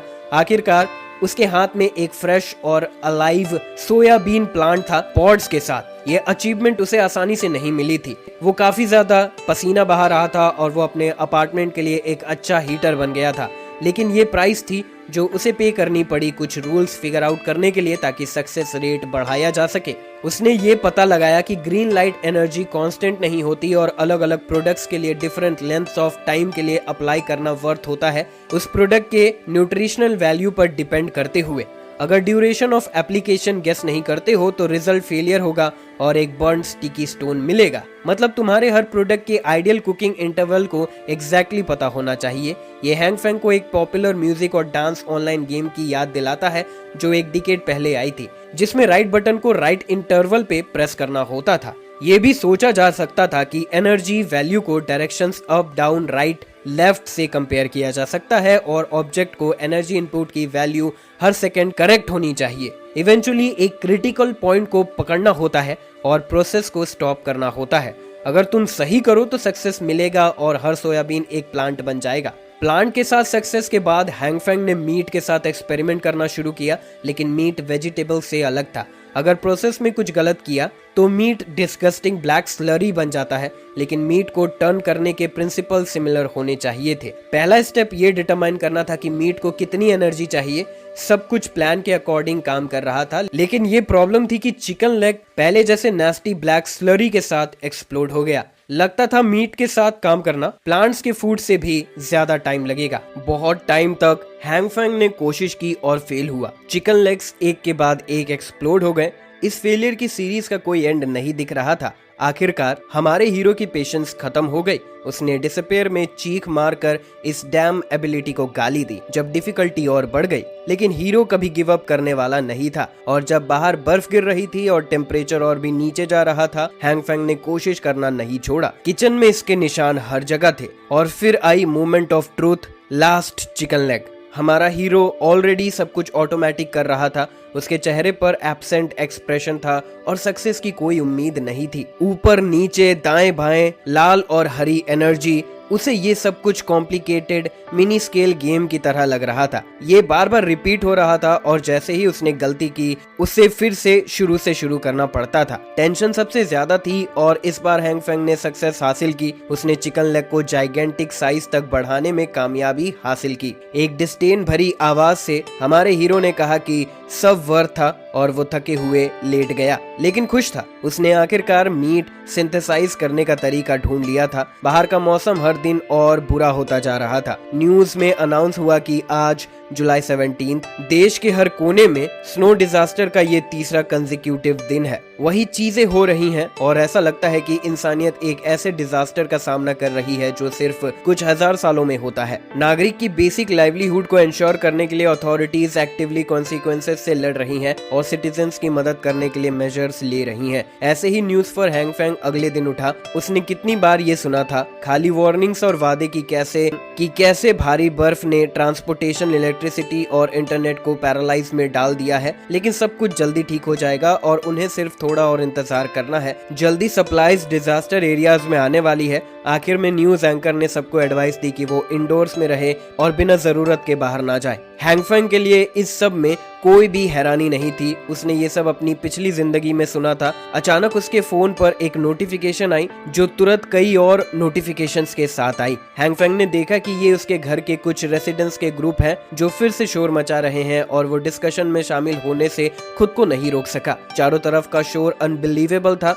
सब लोग मॉर्निंग न्यूज पर चर्चा कर रहे थे। कुछ लोगों का कहना था कि रेस्क्यूअर्स आएंगे और उनकी मदद करेंगे, जबकि दूसरे लोगों ने सोचा कि ये खाली वादे हैं और उन्होंने अपने आप को बचाने के लिए प्लान्स बनाए। सिर्फ एक अवतार था जो भीड़ से अलग था और गलीबल लोगों से पूछा कि क्या वो सच में बिलीव करते हैं जो न्यूज पर बोला जा रहा है। वो पुराने अंकल लू थे और उन्होंने टीवी पर बोला जा रहा पर बिल्कुल यकीन नहीं किया था। अगर सब कुछ गवर्नमेंट के कंट्रोल में होता तो रेस्क्यू टीम्स कब का आ चुकी होती। इसके बजाय उन्हें पुराने दोस्त से मिली खबर मिली थी कि गवर्नमेंट आर्मर्ड व्हीकल्स, टैंक्स और दूसरे हैवी वेपन्स को सिटी ए, जो कि देश की कैपिटल है, इसमें इकट्ठा कर रही है। वो शायद एक जंग के लिए तैयारी कर रहे हैं जो होने वाली है एक अननोन एनिमी के खिलाफ। एक चिलिंग साइलेंस ग्रुप चैट में छा गई जो पैरानॉइड सर्वाइवर से भरी हुई थी। फिर कंसर्न्स का एरप्शन हुआ। सबने अंकल लू से पूछा कि क्या जो उसने कहा वो सच था। अगर सच था तो क्या वो लोग बस खत्म होने वाले थे। इस बीच हैंगफैंग, जो जंग के मसले पर चर्चा देखकर फैसिनेट हो रहा था, उसने अपनी पिछली जिंदगी में इस प्रोग्रेशन के बारे में सुना था। मिस्टर जैंग ने सब शोर को चुप कराने के लिए बीच में बोला। उसने कहा कि अगर अंकल लू की बात सच है तो उन्हें सर्वाइवल मेजर्स लेना शुरू करना होगा ताकि सबको बचाया जा सके। नेबरहुड के कुछ ओनर्स के पास सप्लाईज खत्म हो चुके थे और गवर्नमेंट से सपोर्ट रिसोर्सेस अभी तक अनसर्टेन थे। उसने उन लोगों के लिए कुछ ऑर्गेनाइज करने का प्रपोज किया जो मुश्किल में है। उसने जज्बात से सजेस्ट किया कि जो लोगों के पास एम्पल सप्लाईज हैं वो अपने स्टॉक का कुछ हिस्सा डोनेट करे ताकि एक एग्जाम्पल बन सके। मिस्टर जोंग ने प्लेज किया कि वो अपने सप्लाईज का आधा हिस्सा किसी भी जरूरतमंद को डोनेट करेगा। दूसरे ओनर्स ने भी शांत स्वर में इस प्रपोजल पर चर्चा शुरू की। एक लड़का मिस्टर जैंग के प्रपोजल से पूरी तरह से सहमत था क्योंकि सब लोग क्राइसिस से निकलने की कोशिश कर रहे थे। उसने जो भी वो दे सकता था डोनेट करने का वादा किया और ली योना को भी इन्वॉल्व किया। उसने इस क्रेजी लड़के वूवू को देखा जो उसे सबके सामने बेइज्जती करने की कोशिश कर रहा था, सिर्फ इसीलिए क्योंकि उसने पहले उसे रिजेक्ट किया था। इसीलिए ली योना को थोड़ा डिफेंस करना पड़ा और अपनी मीक गर्ल पर्सोना दिखाते हुए माफी मांगी क्योंकि उसके पास कोई स्पेयर सप्लाईज नहीं थी। उसके ज्यादातर सिम्स तुरंत विच का डिफेंस करने लगे। ये छोटी सी कमोशन प्लान को ऑर्गेनाइज करना मुश्किल बना रही थी क्योंकि वो लोग सेल्फलेस एक्ट करने के लिए एकजुट नहीं हो पा रहे थे। लेकिन आखिरकार डोनेशंस आने लगी। बहुत से लोग शायद मिस्टर जैंग की इम्पैशन्ड स्पीच से प्रभावित हुए। खाना, कपड़े, दवा, सब जरूरत की चीजें सामने आई। मिस्टर जोंग ने उन सब का शुक्रिया अदा किया जो मदद करने के लिए तैयार थे क्योंकि काफी लोगों को संभालना था। उसने कुछ ओनर्स को इस ऑपरेशन का चार्ज लेने के लिए अपॉइंट करना समझा। वो नेचुरली टीम को लीड करेगा। ये एक इंटरिम इमरजेंसी कमेटी होगी जो डोनेटेड सप्लाईज की प्लानिंग और डिस्ट्रीब्यूशन की जिम्मेदारी उठाएगी। हैंगफैंग ने अनाउंसमेंट पढ़ते ही एक स्मर्क किया। ये इंटरिम कमेटी का चक्कर उसकी पिछली जिंदगी में भी हुआ था। कुछ समय बाद ये सब एक स्कीम के रूप में सामने आया था ताकि दूसरे लोगों के रिसोर्सेस लिए जा सके। आज 19 जुलाई है, अपोकलिप्स का 5वां दिन। बाहर का टेम्परेचर 40 डिग्री तक गिर चुका था और अब बिल्डिंग का central heating system extreme frost की वजह से बंद हो गया था। सब डेस्परेट होकर अपने बॉडीज को वार्म रखने के तरीके ढूंढ रहे थे बिना हीटर्स के सुविधा के। कुछ लोगों ने अपने घरों के अंदर छोटी सी आग जलाने की कोशिश की। ये सब पिछली टाइमलाइन की तरह था। अब ये सब टेरेबल था लेकिन सिचुएशन और बुरा होने वाला था। इसके अलावा हमारा एमसी हैंगफैंग सब फेल्ड एक्सपेरिमेंटल चारकोल्स के साथ सेट था जो उसके फायरप्लेस के लिए परफेक्ट थे। टेबल पर एक फिजी आइस्ड कोला और एक यमी स्ट्रॉबेरी केक की स्लाइस थी। हैंगफैंग खुद वही कर रहा था जो हम में से ज्यादा लोग इस सिचुएशन में करते, सिंगल प्लेयर वीडियो गेम्स खेलते हुए बिना बाहर की दुनिया की परवाह किए। लेकिन उसका ये पीस एक सडन फोन कॉल से टूट गया। गेमिंग से ब्रेक लेते हुए उसने कॉल उठाया जब वो कोक पी रहा था। लाइन पर ब्लॉक 8 का इंचार्ज था। उन्होंने 20 मिनट्स में रोड्स चेक करने का प्लान बनाया था और बेसमेंट कार पार्क में मैन पावर की जरूरत थी। हैंग फंग ने इस रैंडम आदमी को गाली देने से रोका। ये लोग अभी तक नहीं समझ रहे थे कि बर्फ उसकी मर्जी के खिलाफ पाइल होती जा रही है। फिर भी हैंग फैंग ने अपने घर की कंफर्ट को छोड़ने का फैसला किया और मेन लॉबी की तरफ गया। उसने सोचा कि नेबर्स के साथ झगड़े से समस्या हो सकती है, इसीलिए उसने अपने सीक्रेट के खुलने की संभावना को कम करना था। आखिरकार गेट पर पहली नजर से ही सब देख सकते थे कि बर्फ उन्हें बिल्डिंग में ट्रैप कर चुकी थी। दूसरे वॉलंटियर्स गुस्सा हो गए थे कि उनके पहले साफ किए गए पास अब सबसे ऊंची बर्फ की लेयर से ढक चुकी थी। उन्होंने डिसाइड किया कि कम से कम दरवाजा खोलने की कोशिश करते हैं। वॉलंटियर्स ने हैंग फैंग को देखा और उसे एंट्रेंस खोलने में मदद करने के लिए बुलाया। उन्होंने अपनी पूरी बॉडी वेट दरवाजे पर डाली और 3 पर पुश किया। सबको हैरानी हुई जब दरवाजा खुलता है और बाहर से बहुत सारी बर्फ अंदर आती है। लॉबी को एक रेजिंग स्नो स्टॉर्म की तरह ठंड से भरता है। ये स्टॉर्म इतनी एक्सट्रीम थी कि कोई भी उस ठंड को सह नहीं सकता। जब आप स्टॉर्म के करीब जाते हैं तो आंखें खोलना भी एक पॉसिबल इंजरी बन सकता है। हैंग फैंग को अपने कोजी काउच को छोड़ने का अफसोस हुआ ताकि वो मैनुअल लेबर और फ्रॉस्ट बाइट का शिकार हो सके। अगर लोग उस मौसम में बाहर गए तो मौत दूर नहीं थी। खुशकिस्मती से बाकी वॉलंटियर्स ने भी ये समझा सिर्फ एक इडियट ही ऐसे टेम्परेचर में बाहर जाने की कोशिश करेगा। ऐसे ही इडियट्स की बात करते हुए वो आखिरकार आ गया। एक आवाज जो हैंग फैंग के कान में बहुत परिचित लगी। वो आ गया, देखो देखो वो आ गया। वो कोई और नहीं होमलेस जो था, जो ब्रदर ली के नाम से भी जाना जाता था। वो सबको कावर्ड बनने पर रोस्ट कर रहा था जब उन्हें टफ टाइम्स में इम्पोजिंग होना चाहिए था। वॉलंटियर्स ने कांपते हुए ब्रदर ली को उसकी बेवकूफी से रोकने की कोशिश की। कोई भी उस हार्श स्नोस्टॉर्म में बाहर नहीं जाना चाहिए, लेकिन ब्रदर ली अलग था। पहले उसने अपने पीने वाले सिगरेट को एक पफ में खत्म किया, फिर वो मैडमैन की तरह अंदर जाने के लिए पंप्ड था। ब्रदर ली ने अपने हाथों से बर्फ को प्लो किया जो सबको ट्रैप किया हुआ था। उस डमैस ने एक एनिमे कैरेक्टर की तरह चैंटिंग शुरू की जब वो लिटरली बर्फ को पंच कर रहा था और पाइल को हर जगह फैला रहा था। उसने इस तरह कुछ देर तक करते रहा। उसने एक होमलेस जो साइज का होल भी डिग किया बीच में ह्यूमन लेंथ की बर्फ के पाइल में। फिर आई खामोशी।